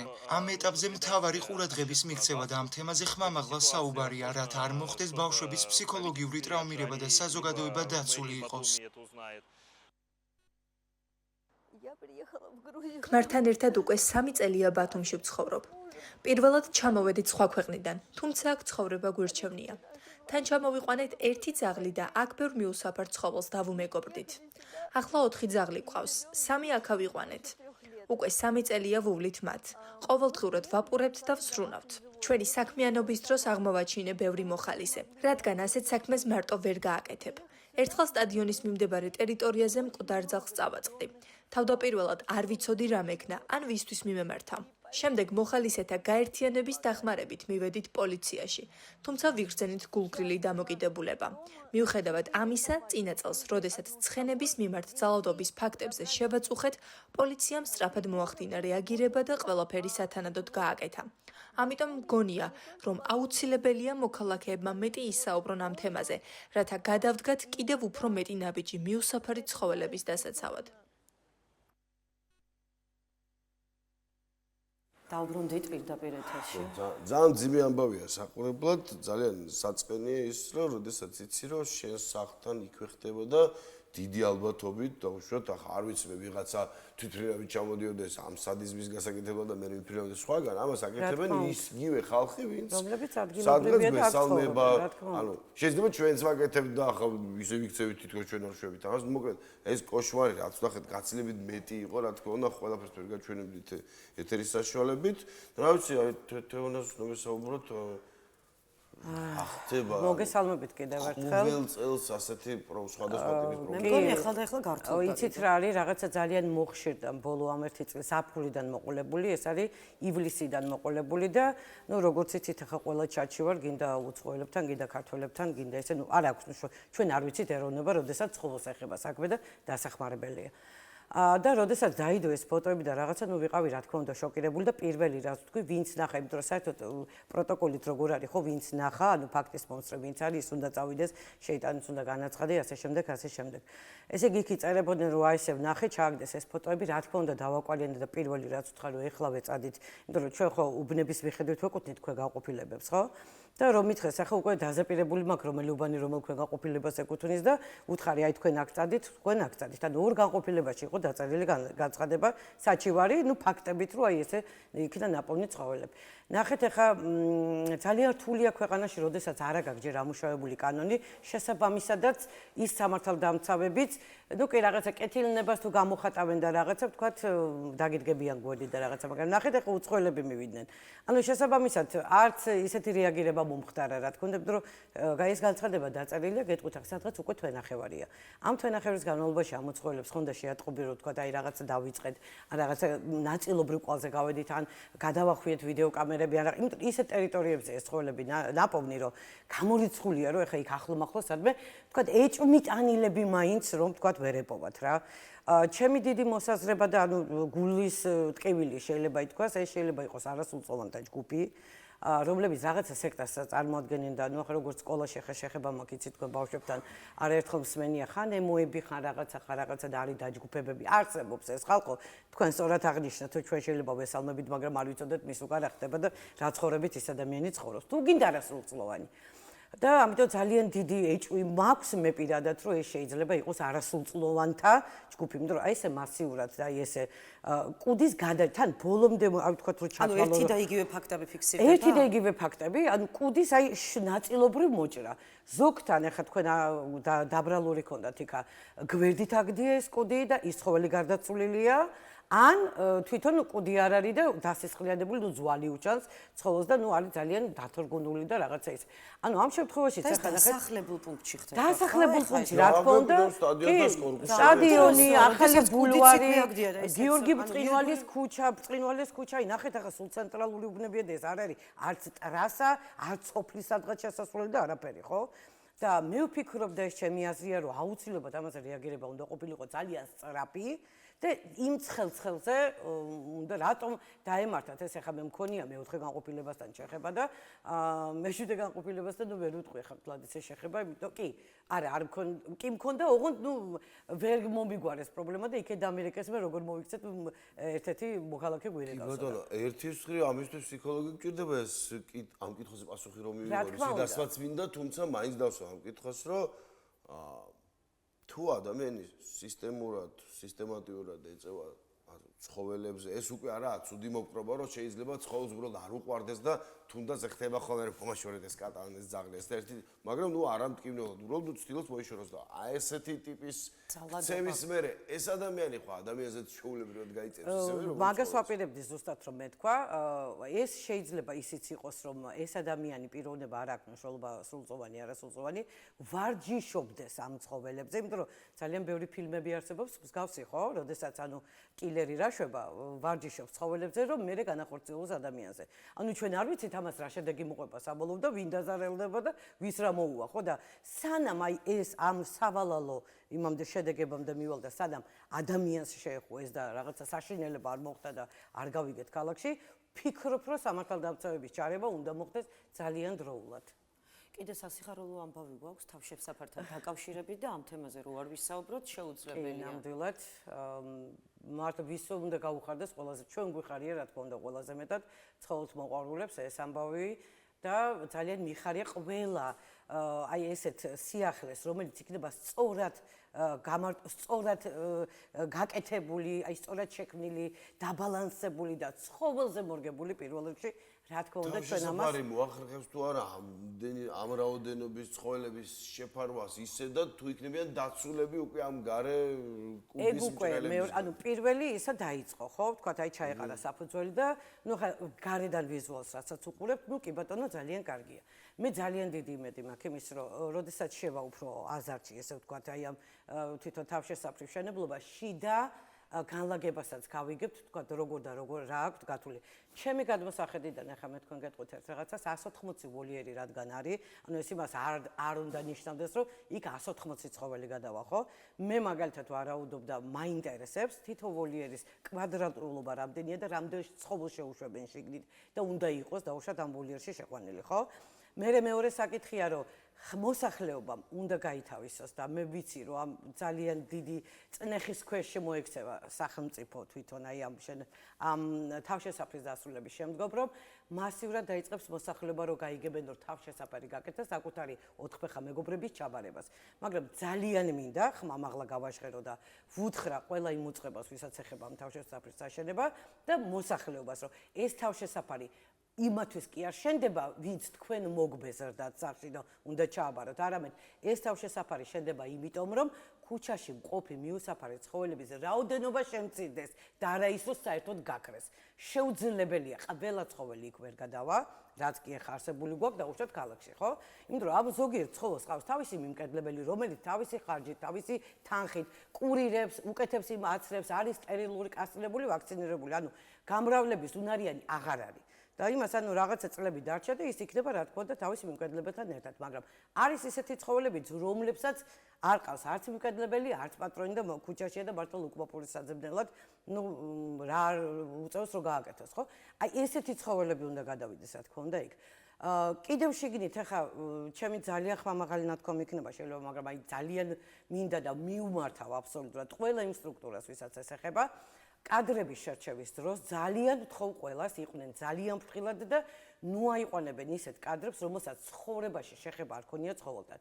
თუ გინდ ის რომ ეხა დაუშვათ აი მიღების ის რო იქნება ხო? აი როდესაც გააკეთებენ რა ქვია ამ არჩევას და კასტინგი თუ არ ვიცი რასაც დაარქმევენ, ბავშვობაში მყავდა ცხოველი, აი ამ წინადადებით უკვე უნდა იყოს ეს ანუ ნებისმიერი იქ მისული ადამიანი რა თქმა უნდა დაბრაკული. იმიტომ რომ ცხოველი არის უენო ოთხფეხა არსება, რომელსაც ვჭირდებით ჩვენ როგორც მშველელი. და ჩვენ არ უნდა მოვახდინოთ ის რომ კი გავაკეთეთ ძალიან მაგრად თავშესაფარი, ძალიან მაგრად აღუჭურეთ, მაგრამ დავასაქმეთ იქ ისეთი ადამიანები, რომელსაც ან ეშინია ცხოველის, ან არ შედის ვოლიერში, ან ხელს ვერ კიდებს, ან წამალს ვერ აძლევს, ან არ უნდა მოხდეს რა თქმა უნდა ეს და ვიმედოვნებ რომ აუცილებლად ჩავთავენ ჩვენ თვითონ პროცესში უკვე კადრების შერჩევის პროცესში და ჩვენ მზაობას გამოთქვამთ მაგალითად რომ დავეხმაროთ რომ შეირჩეს ისეთი კადრები, რომ ყველა კმაყოფილები იყოს, ცხოველის ინტერესი იყოს პირველ რიგში გათვალისწინებული და ცხოველის სიყვარული იყოს გამოყენებული. მოკლედ თვითონაც არ უნდა იყოს აგრესიული, რომ თვითონ დარჩეს დამლაგებელიც კი, ახლა წარმოიდგინე ეს ვოლიერები ხოდა გამოირეცხოს, ხო? იქ ვოლიერში ხოდა შევიდეს ადამიანი, არ უნდა მოხდეს, ახლა იქ ისეთი ადამიანი, რომ ვერ ეკარებოდეს და რაღაცა შორიდან ასხამდეს წყალს და რაღაცა, ხო, ესეთიც არ უნდა მოხდეს.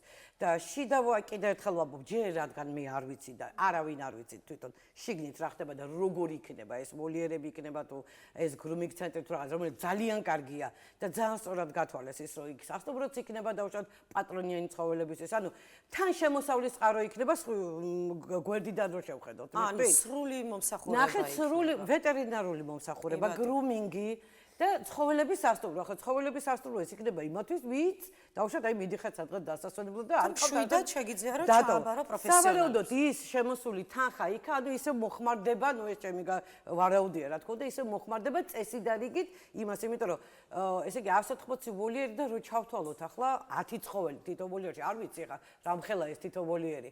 ანუ 1800 ძაღლი ახლა წარმოიდგინეთ და 1800 ძაღლის მოვლა პატრონობა თვის განმავლობაში კვება.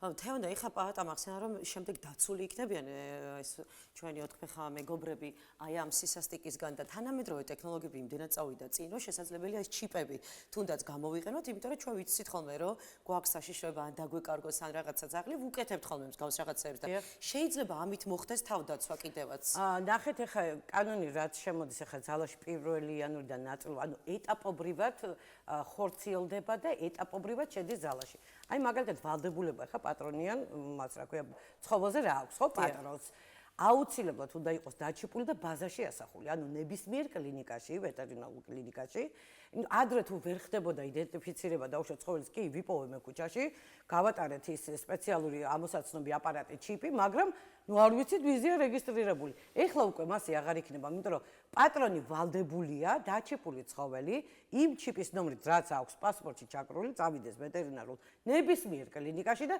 ბაზაში შეაყვანიოს თავისი ცხოველის ეს ჩიპის ნომერი პატრონის სახელი გვარი მისამართი საკონტაქტო ეს ძაღლებს ეხება კატებს ეხება ყველას ეხება აბსოლუტურად ეს ვინც თulis რომ ნუ სახში ყავს შეიძლება ახლა სისულელე თქვა მაგრამ წერები ითვლება ახლა დავუშვათ ყავს არ ვიცი მე ჩოქელა მყავს სახში დავუშვათ და ის ჩიპი როგორ ეს ძალზე და კატაზია ეხლა კლოპარაკი და ამიტომ წერები ვიღაცა ხოჭები გველი იყო ჩიპიანი გველი არა ეს არის ლაპარაკი შეეხება შემოვიდა ალიკაბზე ნახეთ ხალხმა რაღაცა ძალიან არასწორი ინტერპრეტაცია მიცა თვითონ ამ იმას და ახლა ჩიხუახუას და იმას რა ქვია რა თქმა უნდა ალიკაპი კი არ ჭირდება საბმელზე უნდა იყოს აუცილებლად იმიტომ რომ აქ იყო გამოყენებული ან ალიკაპი ან საბმელი ანუ ორივეს ერთად არავალდებულებს სახელმწიფო და სწორიც არის ახლა იმ პატარა მალტაზეს და იმას ახლა ზოგს ისეთი წყვილპირი აქვს რომ ვერც გაუკეთებ ხო ალიკაპს არ არის აუცილებლად მაგრამ საბმელზე უნდა იყოს ხალხი იმიტომ ჩვენ ძალიან ბევრი შემთხვევა გვაქვს ცუდი ხო გამოცდილებიდან გამომდინარე რომ საბმელის გარეშე რო ასეინებენ ამ ცხოველს საკუთარ პატარა ძაღლების ხანდახან აგრესიულებია ხანდახან არა სულ წავწავს იწყებენ ეგენი პიროს და ნუ მე ხა რა თქმა უნდა იქ ვინც არის ტერიტორიის უფროსი და მართვედი ის თავის ზომებს იღებს თავისთავად ანუ ეს ჩიპები დაგვიხმარება იმაში აუცილებელია კი პატრონი დაიკარგება თუნდაც სულ დაჯარიმდება ნახეთ ახლა პატრონიც ახლა მაგ თემას კიდე რაც შეეხება ესე იგი რატო ისმება ჩიპი ჩვენ ძალიან ბევრი ცხოველი ვიცით პატრონიანი რომელიც დღეს დასეიდობს ქუჩაში არ არის სტერილო კასტრირებული და ამრავლებს რა თქმა უნდა იმ ცხოველებს რომელიც არის ქუჩაში ხო პატრონის ვალდებულება, ესე იგი, ერთ-ერთი კიდე ერთ-ერთი პუნქტი, რომ თუ კი არ წარმოადგენს ცხოველი არანაირ საგვარეულო ნუსხას, არანაირ კლუბის წევრობას, პატრონი ვალდებულია ესეთი ცხოველი გაასტერილოს ან გააკასტრიროს. წინააღმდეგ შემთხვევაში, თუ კი ქუჩაში გამოჩნდება ცხოველი, გაატარებს, თქვა, მონიტორინგის ჯგუფიც უნდა არსებობდეს, ახლა ეს რო აკონტროლოს, ხო? გაატარებს, აჰა, მოაგდო ამისი და ამისია. ეს არის ტელეფონის ნომერი, ეს პატრონი დაჯერებდება 1500 ლარით. დაარჯებია მამობა აღიაროს ან დედობა და სახსტე იყონოს. გვარი მისცეს, არ ცხოველებს გვარს ხვაზე. ჩემი ცხოველები ჩვეულებრივად ჩემ გვარზე არიან, ასე რომ ესე კარგიც უნდა ვთქვათ. აღიაროს შემდგომელი წაიბაროს სახლში. კარგი ფაქტიც უნდა აღვნიშნოთ, ადრე ხა 4-ხა მეგობრები ყველას არ ყავდა. დეფიციტში იყო და ქალაქშიც კი არ სეირნობდნენ, ხო? ბავშვები, ოჯახის წევრები. ეხლა მასიურად ხდება და აი ეს შემოდინება თუნდაც საზღვრებს გარეთ და ვით შემოვიდა, ხო, ტურისტები, მათი ყურადღება ჩვენს 4-ხა მეგობრებთან.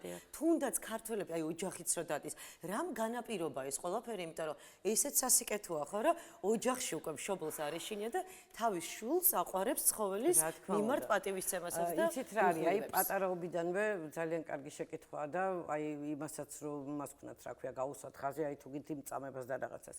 ჩვენ უკვე ისეთ საუკუნეში ვართ, მოდი ესე ვთქვა, ჩვენ იმდენ რაღაცას უკვე ვხედავთ, ნაყოლობთ გაშლილი მედია ინფორმაცია, ანუ ყველაფერი ხელმისაწვდომია, ხო? მშობლებიდან დაწყებული აი ოჯახებში, როდესაც აი ეუბნებიან, რომ აი ბავშვი, ვთქვათ, როგორ უნდა მოეპყროს ქუჩაში მყოფ, თუ გიცხოვოს ან რაღაცა. და ამ სიყვარულს რო უნერგავს, მერე რო იზრდება ეს ბავშვი უკვე სურვილით უჩნდება, ხო, მას მერწმუნეთ, რომ სადაც არ არის ლაპარაკი ცხოველზე ოჯახში და ვთქვათ სიძულვაზე და ფულხელი არ მოკიდო და რაღაცა, ეს ოჯახი ვერასოდეს ვერ აიყვეს და ბავშვი ვერასოდეს ვერ დაინტერესდება. შესაბამისად, ანუ ჩვენი ამდენი ლაპარაკი, აგერ ტელევიზიები, აგერ თქვენი მედია, ანუ სოციქსელები, უამრავი ჯგუფი არსებობს უკვე რაღაცა. ამან განაპირობა, რომ ეს ემპათია გამოიწვია საზოგადოებაში და უფრო ამაღლდა ის, რომ ვაიმე ნახეთ ცოდოა და მოდით ავიყვანოთ. მე ვფიქრობ, რომ აი ეს ყველაფერი არის ზუსტად იმის შედეგი, რომ ამაზე ჩვენ ძალიან ფართოდ ვლაპარაკობთ, ვატარებთ რაღაცა აქციებს. აი ღონისძიებებს ახლა სკოლაში ყოველ წელიწადს ვაკ, მაგალითად 4 ოქტომბერს იცის ჩემმა სკოლამ, რომ მე 4 ოქტომბერს ყოველთვის ვატარებ რაღაცა ცხოველებთან დაკავშირებულ რაღაცა ღონისძიებას. სხვადასხვა რაღაცებს ვიგონებ ხოლმე და ამაში რა თქმა უნდა ჩართულია ჩემი მოსწავლეები. და ჩემს უამრავ მოსწავლეს დღეს უკვე ყავს ჩემგან აყვანილი, ჩემს მიერ დადებული, ვთქვათ, ცხოველები, რომელიც ყავდა ქუჩაში ნაპოვნი, ეკნუტი იყო, ლეკვი იყო რაღაცა და ძალიან ბედნიერი ვარ, რომ აი მეც რაღაცა წვლილი მიმიზღვის და რომ შევიტანი იმაში, რომ ამ ხალხის ცოტათი ცნობიერება უდნავ მაინც რაღაცით, აი ავამაღლე და ეს რა თქმა უნდა ყველა შედეგია, აი ესე ფართოდ და გაშლილად ვლაპარაკობთ ამ თემებზე, თავისუფლად რაც თავარია.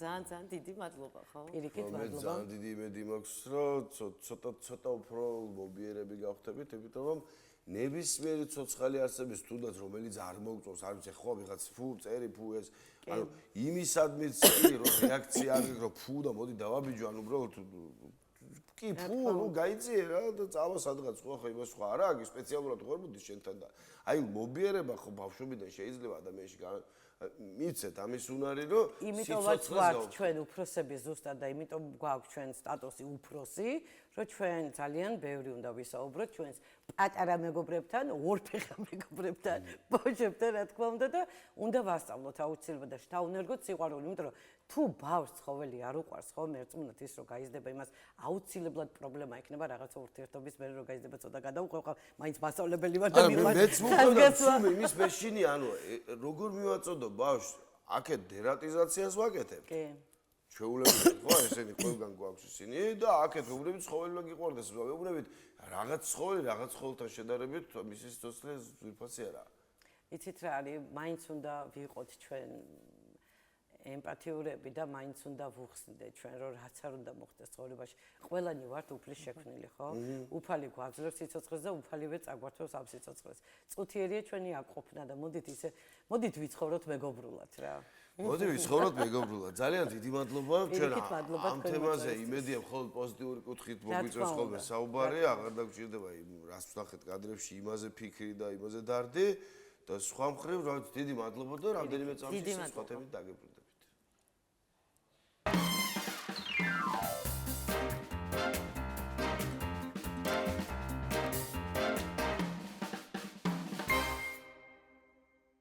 ვაგრძელებთ ჩვენს გადაცემას და გარემოს დაცვითი განათლება თანამედროვე საზოგადოების ერთ-ერთი მნიშვნელოვანი მიმართულებაა, რადგან ის არ შემოიფარგლება მხოლოდ გარემოს დაცვაზე ზრუნვით, იგი პირდაპირ უკავშირდება სამოქალაქო პასუხისგებლობას, საზოგადოებრივ ჩართულობას და მოხალისეობის კულტურის განვითარებას. საერთაშორისო დღეები, რომლებიც გარემოს დაცვით განათლებას ეწყდება, გვაძლევს შესაძლებლობას კიდევ ერთხელ დავფიქრდეთ თითოეული ადამიანის როლზე ბუნებრივი რესურსების შენარჩუნებაში და იმ ღირებულებებზე, რომლებიც პასუხისმგებელ მოქალაქედ ჩამოყალიბებას უწყობს ხელს. დღეს ვისაუბრებთ თემებზე გარემოს დაცვითი განათლების მიღების საერთაშორისო დღე სამოქალაქო პასუხისგებლობაზე, მოხალისეობა და მათი მნიშვნელობა, ასევე საგანმანათლებლო შეხვედრების როლი საზოგადოების ცნობიერების ამაღლებაში და ჩვენი სტუმარია გიორგი ბოლქვაძე, აჭარის წითელი ჯვარის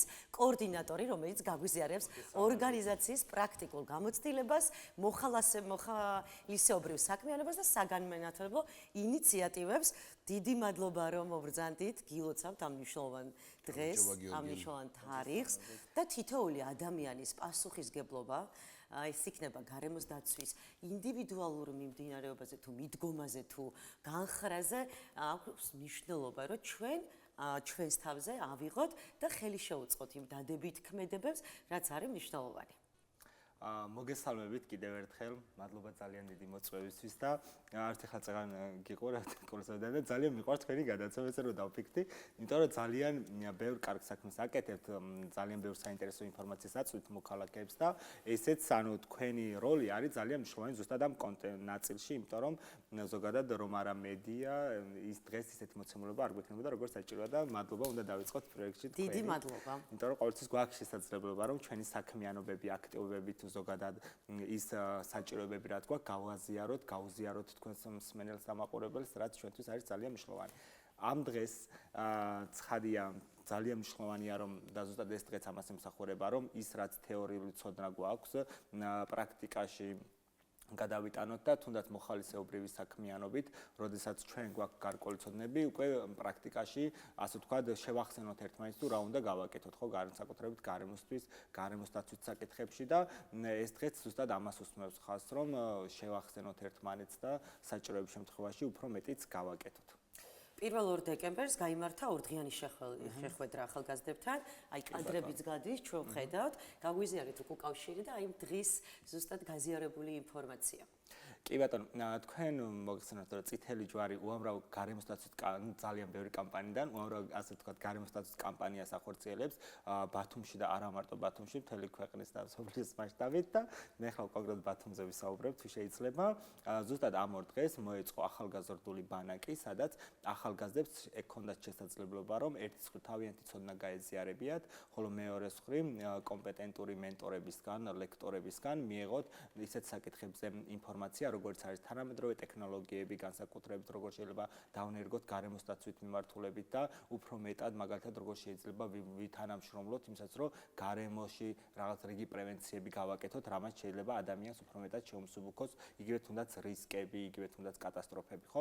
ხოლო ეს სწრაფად ვითარდება ყველაფერი, რომ ნამდვილად ახალი თანამედროვე ტექნოლოგიებიც კი იქნება ამ ყველაფერში ჩართული და ამათ დახმარება და გამოყენებაც არის მნიშვნელოვანი. კი ბატონო, თავარი ეს იყოს ასე ვთქვათ ეკომეგობრული და რაღაცა გარემო არ უნდა დავაზიანოთ, ხოლო მეორეს მხრივ თვითონ ახალგაზრდების როლს დაეთმო და მოხალისეობრივ საქმიანობას ძალიან დიდი მნიშვნელობა, იმიტომ რომ კლიმატი იცვლება, გარემო იცვლება და ადამიანებს ძალიან დიდი ასე ვთქვათ წვლილი აქვს ამ საკითხში. ასევე ახალგაზრდებმა ისწავლეს სხვადასხვა ტექნოლოგიების გამოყენებით, AI-ის გამოყენება. კი ბატონო, იგივე თუნდაც როგორ უნდა შეამოწმონ ჰაერი, როგორ უნდა ნახონ მაგალითად დაბინძურების რისკები, პრევენცია როგორ უნდა გააკეთონ და ეს ახალგაზრდები არიან სხვადასხვა სკოლებიდან და უნივერსიტეტებიდან შერჩეულები, ანუ გამოცემ მინიმუმ 20 ასე ვთქვათ სკოლაში ეს ტრენინგები აქტიურად ჩატარდება უკვე ამ წელს და ეს იყო ერთ-ერთი მთავარი მიზანი.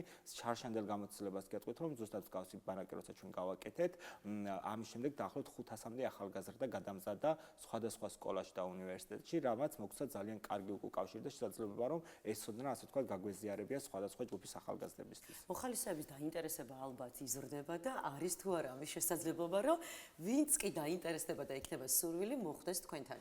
კი, ცხადია, ჩვენთან მოხალისეობრივი საქმიანი, წითელჯვარი მოხალისეობრივი ორგანიზაცია და მოხალისეებზე არის მთლიანი საქმიანობები აწყობილი, იქიდან გამომდინარე, რომ მოხალისეებს ძალიან დიდი წვლილი აქვს ჩვენი ორგანიზაციის განვითარებაში თუ საქმიანობაში შეტანილი. ეხლა უშუალოდ აქ ცხადია ყველა ადამიანს, ვისაც აინტერესებს გავსი თემატიკა, თუნდაც მოხალისეობრივი საქმიანობა, ცხადია ნებისმიერ დროს შეუძლია შემოგვიერთდნენ, მოგწერონ სოციალურ ქსელში, ოფისში გვეწვიონ, აქვე მედაბაშის 4 ნომერში და მიიღონ ინფორმაცია და მათთვის სასურველ აქტივობებში, ეს არ არის ჩვენთან მოხალისეობრივი გახდები, არ ნიშნავს, რომ ყველა აქტივობაში უნდა მიიღო მონაწილეობა. პირიქით, ჩვენი მიზანია, რომ ახალგაზრდები განვითარდნენ იმ მიმართულებით, რაც აინტერესებს კლიმატი, ადამიანის უფლებები, ჯანდაცვა, სოციალური საკითხები და ასე შემდეგ. კონკრეტულად ამ საკითხში ცხადია, ეს არის ერთ-ერთი ძალიან დიდი პროექტი, რომელიც გულისხმობს, ეხლა უკვე დავიწყებთ თებერვლის დასაწყისში სხვადასხვა ის ახალგაზრდებს, რომლებსაც აქვთ რაღაცა საჭიროებები ან ინფორმაცია, მათთვის მცირე გრანტების მიცემას, იმისათვის რომ თავიანთ თემში განახორციელონ სხვადასხვა პროექტი, იმისათვის რომ რაღაცა ეს ინფორმაცია შეიტანოს. კი ბატონო, ეს ნამდვილად სიახლეა და ნებისმიერ ახალგაზრდას, რომელიც გაივლის ამ ტრენინგ მოდულებს, ხადია ჩვენთან შეუძლია რომ მიიღოს ამ აქტივობებში მონაწილეობა. შემდეგ იგეგმება ასევე პარალელურად ბანაკები, ასევე შემდეგში სხვა აქტივობები და ნებისმიერ ახალგაზრდას ამ შემთხვევაში აქვს რესურსი იმის და შესაძლებლობა რომ მიიღოს ეს სიკეთეები. თუმცა ასაკი შეზღუდული იქნება. ასაკი ამ შემთხვევაში შეზღუდულია, მაგალითად როგორც არის ტრენერის, მენტორის, მონაწილის, იმიტომ რომ ჩვენს გვაქვს რაღაც კონკრეტული თარგეტები, ამ შემთხვევაში ასაკი ეს არის 14-დან 29 წლამდე ახალგაზრდა, ვინც ამ პროექტში ყავს ჩართული. თუმცა ჩვენ უამრავი ახალგაზრდა გვყავს, რომელიც ან ასაკით დაბალია, ან პირიქით მაგალითად მასწავლებელი შეიძლება იყოს, ან რაღაც კონკრეტული კომპანიის წარმომადგენელი და ჩაერთოს. ანუ ამ შემთხვევაში შეზღუდვა არ გვაქვს. უბრალოდ ერთადერთი აი სამიზნე აუდიტორია ვინც არის, ჯერ იმათმა ტრენინგებთ, იმათთან მუშაობთ და შემდეგ ამ ადამიანების იგივე ინფორმაცია, ან ოფისში ნებისმიერი სახის ინფორმაცია შეუძლია ნებისმიერი ასაკის ადამიანმა მიიღოს. ამის უამრავი გამოცდილება გვაქვს უკვე მრავალი წლის განმავლობაში. ეს ორგანიზაცია თქვენ თვით რომ ყველგან არის და რა თქმა უნდა ვიცით რომ არის 192 ქვეყანაში და 9 მილიონი მოხალისე გვყავს მთელი მსოფლიოს მასშტაბით. და ხდება შეჯამება, სტატისტიკა და ალბათ მოდის თქვენს მიმართ საქართველოში, ნუ მაინტერესებს, მაყურებელსაც აინტერესებს, უკუკავშირი როგორია და როგორ ხდება ამ ყველაფრის თუნდაც აი შეფასება. კი ბატონო, უკუკავშირი ეს წითელი ჯვარი არის ერთი დიდი სხეული, ასე ვთქვათ, ორგანიზაცია ცხადია ჩვენ ვართ საზოგადოება, ასევე გვაქვს ჩვენ ფედერაცია, კომიტეტი, რომლებიც სხვადასხვა ქვეყანაში თავიანთ მანდატის ფარგლებში ახორციელებენ სხვადასხვა საქმიანობებს. უკუკავშირთან შეჯამება ხდება, იმიტომ ეს პროექტი როდესაც მიმდინარეობს, მაგალითად ეს პროექტი უშუალოდ მიმდინარეობს წითელი ჯვრის ფედერაციის კლიმატის ცენტრთან ერთობლივად, რაც იმას ნიშნავს, რომ სოფლიოს სხვა ქვეყნებში, სადაც იგივე კლიმატის ცენტრი ახორციელებს თავიანთ საქმიანობებს, ჩვენ გვაქვს როგორც საერთაშორისო გამოცდილებები, მაგალითად EIA როგორ უნდა გამოვიყენოთ, იგივე აირები როგორ უნდა შევაციროთ და სხვადასხვა საკითხებში კომპეტენციები გვაქვს საერთაშორისო ასე ვთქვათ კომპეტენტური ჩვენი წითელი ჯვრის კლიმატის ცენტრისგან მიღებული, მაგრამ ასევე თვითონ ტრენერები პირველ რიგში მათგან გვყავდა ჩამოყვანილი, რაც იმას ნიშნავს, რომ ჩვენი ცოდნაც, ჩვენი გამოცდილება მათთანაც მიდის, ასევე მათთანაც ვიღებთ ჩვენ.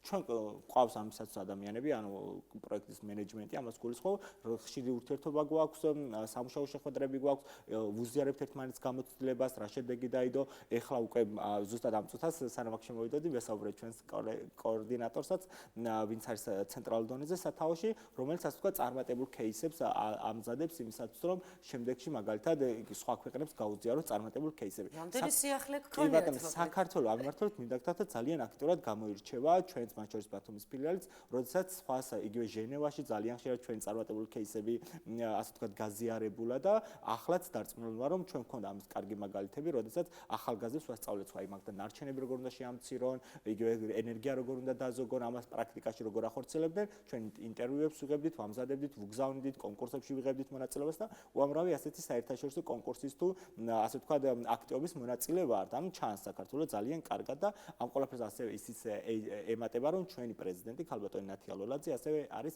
წითელი ჯვრის საერთაშორისო ფედერაციის ვიცე-პრეზიდენტი. ანუ ეს არის როგორც ერთ-ერთი მაღალი რგოლის წარმომადგენლობა, რაც იმას გულისხმობს, რომ ქალბატონი ნათია როცა ესაუბრება სხვა ქვეყნებს, თუნდაც და კლიმატის ცვლილების მიმართულებით, მაგალითად ერთ-ერთი ჩვენთვისაც წითელი ჯვრის მნიშვნელოვანი კომპონენტია და სამუშაო ასე ვთქვათ მიმართულება. ცხადია იქ როცა საქართველოსდან, ანუ საქართველოს წითელი ჯვრის პრეზიდენტი ესაუბრები, სხვა ქვეყნებს ეს ძალიან მნიშვნელოვანია აღიარება არის და ასე ვთქვათ ხილვადობის გაზრდა. ასევე ძალიან მნიშვნელოვანია ის ფაქტიც, რომ რა კი ახლა ტექნიკურ მხარეზე ვსაუბრობთ, აი წელიწადში მაგალითად გაქვთ დავალება, რომ აი 4 ესეთი პროექტი განხორციელდეს და თქვენ შეიძლება აკეთებდეთ 8-ს. აქვს თუ არა ამ ყველაფერს მნიშვნელობა? კი, ძალიან დიდი მნიშვნელობა აქვს. მე ყოველთვის სახე და ვიღაცას არ მოსწონთ ხოლმე, მაგრამ ჩვენ გვაქვს პროგრამული აი აქტივობები, რაც აუცილებლად უნდა გაკეთდეს, იმიტომ რომ პროგრამაში გვიწერია, მაგრამ ჩვენ ყოველთვის ორჯერ და სამჯერ უფრო მეტს ვაკეთებთ. რატომ? იმიტომ რომ ეს ამდენი მოხალისე რომ მოდის ჩვენთან, მაგალითად 20 ადამიანი და გადაამზადო კატასტროფების მართვის მიმართულებით. და როცა ხედავთ 80 კაცი, 80 კი არა, მარტო დეკემბერში მოგვივიდა 60 ახალი მოხალისე. ანუ ამათ ხომ უნდა ჩადო ინვესტიცია და ჩვენ პირიქით მაქსიმალურად ვცდილობთ რომ დავიხარჯოთ და ეს არის ზუსტად წითელჯვრის საქმიანობა, ხილვადობის გაზრდა და ყოველთვის უფრო მეტს ვაკეთებთ ყველა მიმართულებით. ხილვადობის გაზრდა იქნება, საქმიანობის გაზრდა, თვითონ სკოლებში შევდივართ, ბაღებში, უნივერსიტეტებში, ყველგან სადაც შეიძლება ეს თემა აინტერესებდეთ, ეხლა გარემოსდაცვის საკითხებზე ვიცახი, ყველგან შეგვაქვს ეს ინფორმაცია. მაქსიმალური ასაკი რამდენია? ჩვენ გვყავს ძალიან ახანდაზმული, ძალიან ახანდაზმული ასაკოვანი ადამიანებს, ეს არის 75 წლის ადამიანებს. მათ აქვს სხვა მიმართულება, ხა კლიმატზე რო დიდად და აქტიურად იყვნენ ჩართულები, ამას ვერ ვიტყვი, მაგრამ აი მაგათად თქვენც და ჩვენ გვაქვს მაგათად ბინაზე ვიზიტების საშინ მოვლის პროგრამა, ხანდაზმულთა ცენტრი გვაქვს და იქ ხანდაზმულები, რომლებიც ასევე დღის ცენტრის ბენეფიციარები არიან, მათაც უტარდება სხვათა შორის, მაგრამ მათთვის ნაკლებად საინტერესოა ეს, იმიტომ რომ მათ თავიანთი გამოცდილება და პრაქტიკები აქვს ამ მიმართულებით.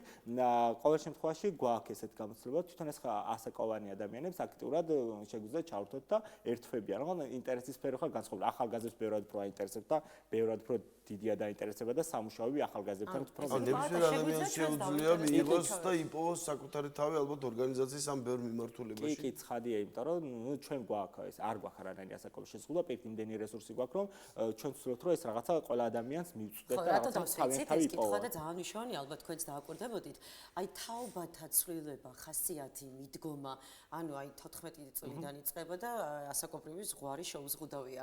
ანუ დამოკიდებულებები კიდევ უფრო გაღვივებულია, გააქტიურებულია, ემპათია უფრო მეტად არის გაჩენილი. ეს ძალიან მნიშვნელოვანი ფაქტორია. კი, მაშინ ოდნავ გადავცემ ერთ გამოცდილებას გაგიზარდეთ, რომ ჩვენ იცით რომ გვაქვს მაგალითად ბინაზე ვიზიტები ან ხანდაზმულებთან, მარტო ხლა ხანდაზმულებიც არიან და ჩვენ უამრავი ასეთ ხანდაზმული გვყავს. ის ადამიანები, რომლებიც მარტო არიან, მაგალითად სახლში მთელ დღეს განმავლობაში და შეიძლება სტრესი ჰქონდეთ, დეპრესია, ჩვენ გვყავს ახალგაზრდები, რომლებსაც რაღაც საჭიროებები აქვთ, ხო, მაგალითად ემზადებიან, აბიტურიენტები არიან, მაგალითად, ხო, ასე რომელიმე საგანში დახმარება ჭირდებათ. ასე გვყავს მაგალითად ხანდაზმული, რომლებიც ფრანგულის მასწავლებლები იყვნენ, მუსიკის მასწავლებლები იყვნენ თავის დროზე და რაღაცა გიტარაზე კარგად უკრავენ და აქვე ახლოს ცხოვრობენ ჩვენს ოფისთან. ჩვენ გვაქვს ან ვაგროვებთ გავს ინფორმაციას და შესაძლებლობას ხანდაზმულს და ასევე ოფისში ასე თქვა ახალგაზრდებს ვეკითხებთ, რომ აი რა სიტყვით რომ მაგალითად ისწავლოთ ფრანგული. ეხლა თებერვალის შუარწმებიდან აი ამ თანამშრომლობის პროგრამის ფარგლებში ვიწყებთ, რომ ის ხანდაზმულები, რომლებიც ეხლა თავიანთ საქმეს ისე აღარ ასრულებენ, აღარ ასწავლიან სკოლაში, უნივერსიტეტში, მაგრამ ეს კომპეტენციები აქვთ, ოფისში კვირაში ერთი დღე ექნებათ რამდენიმე საათი გამოყოფილ და ჩაუტარებენ ახალგაზრდებს იგივე ზუსტად ის რომ ფრანგულს ასწავლიან, გიტარის დაკვრას ასწავლიან და მუსიკის რაღაც უნარებს მისცემენ, კომპეტენციებს მოკლედ. ზუსტად ეგ არის. ჩვენი მოხალისე მე ვერ ვიტყვი ეს გლობალურად, მაგრამ ჩვენთან ვინც მოდის ყველა ახალგაზრდა არა მარტო ემპათიური, არამედ იზიარებს იმ საჭიროებებს, უყვართ რასაც აკეთებენ და თან ზოგადად ისეთი ან მუხტია ჩვენთან, რომ აი ყველას უყვარს და რაღაცა რიგებით გასხოლმე ვინ ვისთან მიდის და ასე შემდეგ. ამიტომ გონია რომ ძალიან კარგი დამოკიდებული, ძალიან კარგი თაობა მოდის, ესეც უნდა აღვნიშნოთ აუცილებლად, იმიტომ რომ ძალიან დიდი ინფორმაციის რესურსი აქვს ზოგადად და კრეატიული იდეებიც ეკლებათ. ნუ ცოტა სხვანაირი მიდგომა ჭირდება სპეციფიკური და მესმის სრულიად, იმიტომ რომ ახალგაზრდები არიან ყველაფერს სხვანაირად უყურებენ და ჩვენც ჩვენი ნაკლებად მოვახვიოთ თავზე, ჩვენი რესურსებიც როგორ შევთავაზოთ და მათი უკავშირს ყოველთვის ვითვალისწინებთ იმისათვის, რომ იგივე გარემოსდაცვა იქნება ეს თუ სხვადასხვა საჭიროებები, რომ ნუ მათ მოდიან, ხა მათთვის უნდა ვიმუშაოთ ჩვენ, იმიტომ რომ წითელი ჯვარი არის ახალგაზრდების რაღაც ყველასი და არა მარტო ეხლა წითელი ჯვარი ვარ და რაღაცა კოორდინატორი ვარ და მოდი ეხლა მე ამას ვაკეთებ, ჩართი არა. აი თვითონ როგორ ურჩევნეთ, თუნდაც ერთი აქტობას რომ გავაკეთებთ, მე ვეკითხებთ, მაგათ აი რას შეცვლით თქვენ, რას დაამატებდით, თქვენ რა ანუ შეცვლით, რომ იმასაც რომ უკეთესი გამოსულიყო ეს ღონისძიება. თვითონ რომ მოდიან და თვითონ რომ იღებენ გადაწყვეტილებას, უკვე შრომის მოყოლეებიც იქნებიან და აღარ დაზარდებიან და როცა ძალით მოიყვნენ, შეიძლება დაეზაროს. არა, რა ძალით პირიქით ინდიკატორი ჩვენი იმის რატომაც ყავს ამდენი მოხალისე და ამ აქტობებში ორი რაღაც არის ჩემთვის პირადად როგორც კოორდინატორის პირველიც რომ მათთვის საყვარელი და აი ჩვენ წლებია უკვე არ გამოგვიცხადებიან მოხალისეთა მიღება, რატო თვითონ მოყავთ მათთვის მნიშვნელოვანი და საყვარელი ადამიანები, დები, ძმები, აი მეგობრები და ისეთი ადამიანები, ვისთვისაც უნდათ რაღაც სიკეთის გაკეთება, ანუ კარგი სამბავის და ეს ჩემთვის არის ინდიკატორი, ან მოწონს რაღაც და მოყავს თავისი მეგობარი, ახლობელი, მეორე ინდიკატორი. ოჯახის წევრები თუ მოდიან ერთად, რა კი ესახსენეთ ეხა მეგობარიო? თან ახლა როგორც ვიხდი, ერთდროულად ადამიანი შეიძლება იყოს თან ბენეფიციარი პროექტის და თან ბარემ საკუთარი წვლილი შეიტანოს ამაში და გააზიაროს ცოდნა, რომელიც დაუგროვდა დაუშვათ 10 წლების განმავლობაში. კი, ჩვენი მიზანი არ არის, რომ ადამიანებს მაინდამაინც აღვიქვათ ბენეფიციარება და ის ერთჯერადი რაღაც დახმარება, ერთჯერადები არ გვაქვს, ვიდრე ეს ამანათ იქნება. ამას სისტემატურად ვაკეთებთ, მაგრამ პირიქით ჩემი მიზანი ეს არის, მაგალითად წინა გადაცემაში როცა ვიყავი აქ, რომ ადამიანებმა განსაკუთრებით ხანდაზმულები აღიქვან ჩვენი საზოგადოების სრულუფლებიან წევრებად და იმ ხანდაზმულსაც სხვანაირი მიდგომა ჭირდება, სხვანაირი ჩართულობა ჭირდება. ამდენის ცოდნა და გამოცდილება როა გამას თუ მივიღებთ და გავიზიარებთ კიდევ ერთხელ ამას საჯობია. აი როგორ უხარიათ თქვენ უნდა ნახოთ, რომ აი დაფასებულად გრძნობენ, აღიარებულად გრძნობენ თავს, რომ ის ამასაკში თან ასაკობრივები, რაც უფრო იზრდება, ასაკ მით უფრო ეს უჩნდებათ, რომ აი აღარ არის საჭირო რაღაცა სკოლაში აღარ ასწავლიან, უნივერსიტეტში აღარ ასწავლიან და რაღაცნაირად ანუ სტრესი აქვთ მოკლედ ამის გამო და ჩვენ რო თავაზობთ რომ აი ეს შესაძლებლობა გაქვთ ახლა ჩვენს ახალგაზრდებსაც მეტი რა უნდათ რომ ისწავლონ, რაღაცა სიახლე შევიტანოთ, პირიქით ზუსტად ეგ აისო საკუთარი თავი დაინახონ როგორც მნიშვნელოვანი და მართლა ეგრეა ხო, ანუ ჩართულობა ახლა შეიძლება მთელი დღე არ დატვირთო, მაგრამ დღეში კვირაში 3 საათი სრულიად საკმარისია რომ ის ადამიანი მოემზადოს კვირიდან კვირამდე და რაღაცნაირად ის მოამზადოს რაღაცები დაფასებულად გზნოს თავი, ხნედი გზნოს თავი და მოტივაცია დიდი თვალს რო გაახელ და იცი რომ შენი ცოდნა შეგიძლია გაუზიარო ადამიანებს და ხარ ანუ შრომის უნარიანი და მე ვფიქრობ ასაკს არ აქვს მნიშვნელობა. პირიქით, რაც უფრო გვემატება ასაკი, მით უფრო მეც ვსწავლობ და ვითარდებით იმისთვის, რომ კენწეროში გავტკბილდეთ, ხო? ქართული ანდაზის არ იყოს.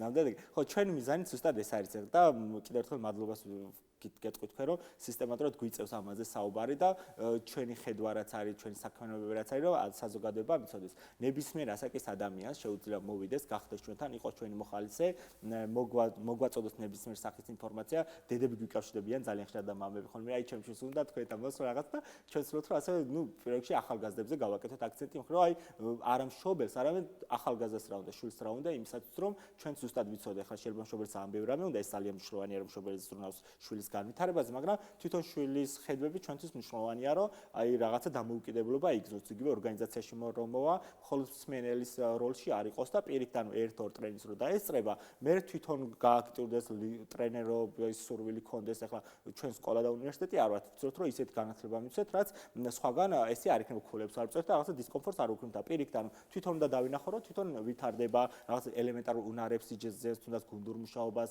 პრეზენტაციის დამოუკიდებლად უნარს რაღაცა საზოგადოებასთან ურთიერთობას, იმიტომ რომ ჩვენგან რო წავა ორგანიზაციიდან და იყოს წითელი ჯვრის მოხალისევა, განსაკუთრებით საზღვარგარეთ როცა მიდიან ეს ჭირდებათ ხოლმე ცნობის სახით, იქ უნდა დაინახოს იმ ადამიანებს, ვისაც ეწყოს წითელი ჯვრის აი მოხალისე ვიყავი, რომ აი რაღაცა ჩვენც ჩავდეთ ხო, ანუ მხოლოდ მოსვლა არ არის ხოლმე როგორც წესი და ჩვენ ძალიან ბევრს მუშაობთ ამაზე, რომ ახალგაზრდები განსაკუთრებით რომლებიც მოვლენ ჩვენთან, წავიდნენ უფრო მეტი უნარით და უფრო მეტი გააკეთონ თუნდაც სხვაგან. თან ეს თქვენი რეპუტაციას ეხება პირდაპირ თან. კი, ჩვენ ძალიან, მაგრამ ეხლა ძალიან გულწრფელ საუბარში გადავდის, მაგრამ მართლა ყველაფერს ვცდილობთ იმისათვის, რომ ახალგაზრდები რომლებიც მოდიან და არა მარტო ახალგაზრდები, ეს ინვესტიცია რასაც ჩავდებთ, იყოს ღირებული და არ იყოს რომ რაღაცა აი მხოლოდ ჩვენს აქტივობებს დაესწრონ. ეს არ არის ჩვენი მიზანი. პირიქით რომ აი კლიმატის პროექტს როცა დაესწრებიან გარემოსდაცვის მიმართულებით და გარკვეულ უნარებს შეძებენ, მე პატარ-პატარა დავალებებიც აქვს, რომ აი მოამზადონ მეგობართან ერთად, სხვა მოხალისესთან ერთად. ახლა ინფორმაციის წყაროა და გაუზიარებენ შემდეგ თავის იგივე რომ სკოლებში ატარებენ მაგალითად ამ აქტივობას, ერთ-ერთი მიზანიც ეგ არის, რომ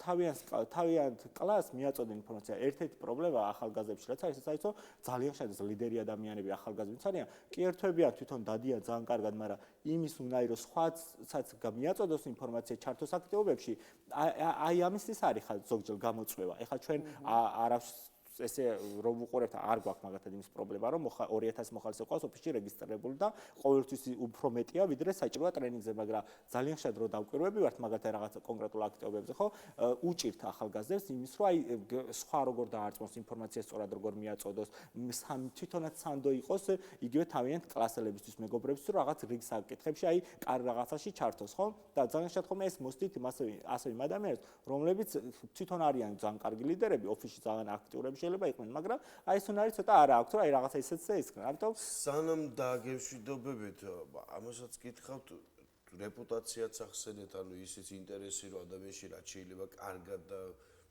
ჩაიდოს და უშუალოდ ის რაღაც ინვესტიცია იმისთვის, რომ მისგან მე საზოგადოების ღირებული წევრი გამოვიდეს, ხო? საბოლოო ჯამი ეგა.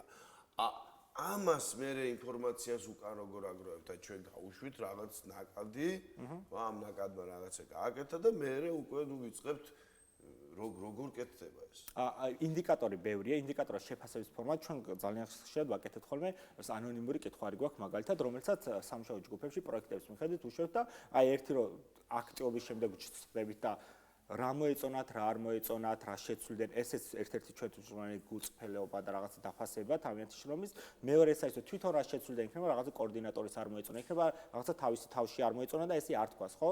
მეორე ეს არის და მესამე ცხადია ინდიკატორი არის რომ თვითონ როცა მიდის ჩვენგან მაგალითად მოხალისე, თუნდაც გარემოსტატუს მმართველი, თვითონ რამდენად აკეთებს, ხა ჩვენ რო სკოლის მოსწავლეებს ვატრენინგებთ, თვითონ სკოლაში 2-3 ისეთ აქტივობას ისეთ ახორციელებენ, რომ ჩვენ ვხედავთ, რომ აი ჩვენ რაღაც ინვესტიცია ჩავდეთ, მე პროექტებს იღებენ სასკოლო საზოგადოებას ეხმარებიან რომ განავითაროს თავისი თემი. ამიტომ ჩვენ ვხედავთ ამას და ერთ-ერთი შეფასებაც არის ზუსტად ეს. წარმატების მიღწევის ინდიკატორი. ხო და წარმატებებს გისურვებთ, მოკლედ დაფუძნებული 2026 წლის გეგმა გაქვთ. ჩვენ კი დრო მოვიდა რომ თქვენს დაგემშვიდობოთ და ჩვენს უსაყვარლეს მაყურებელსაც. კი ბატონო და ხვალ პირველ საათზე ისევ გეოლდებით ამ სტუდიაში, ნუ თქვენ უკვე ეკრანთან იქნებით ამ შემთხვევაში. მადლობა, კარგად წამდებოდეთ. კარგად წამდებოდეთ.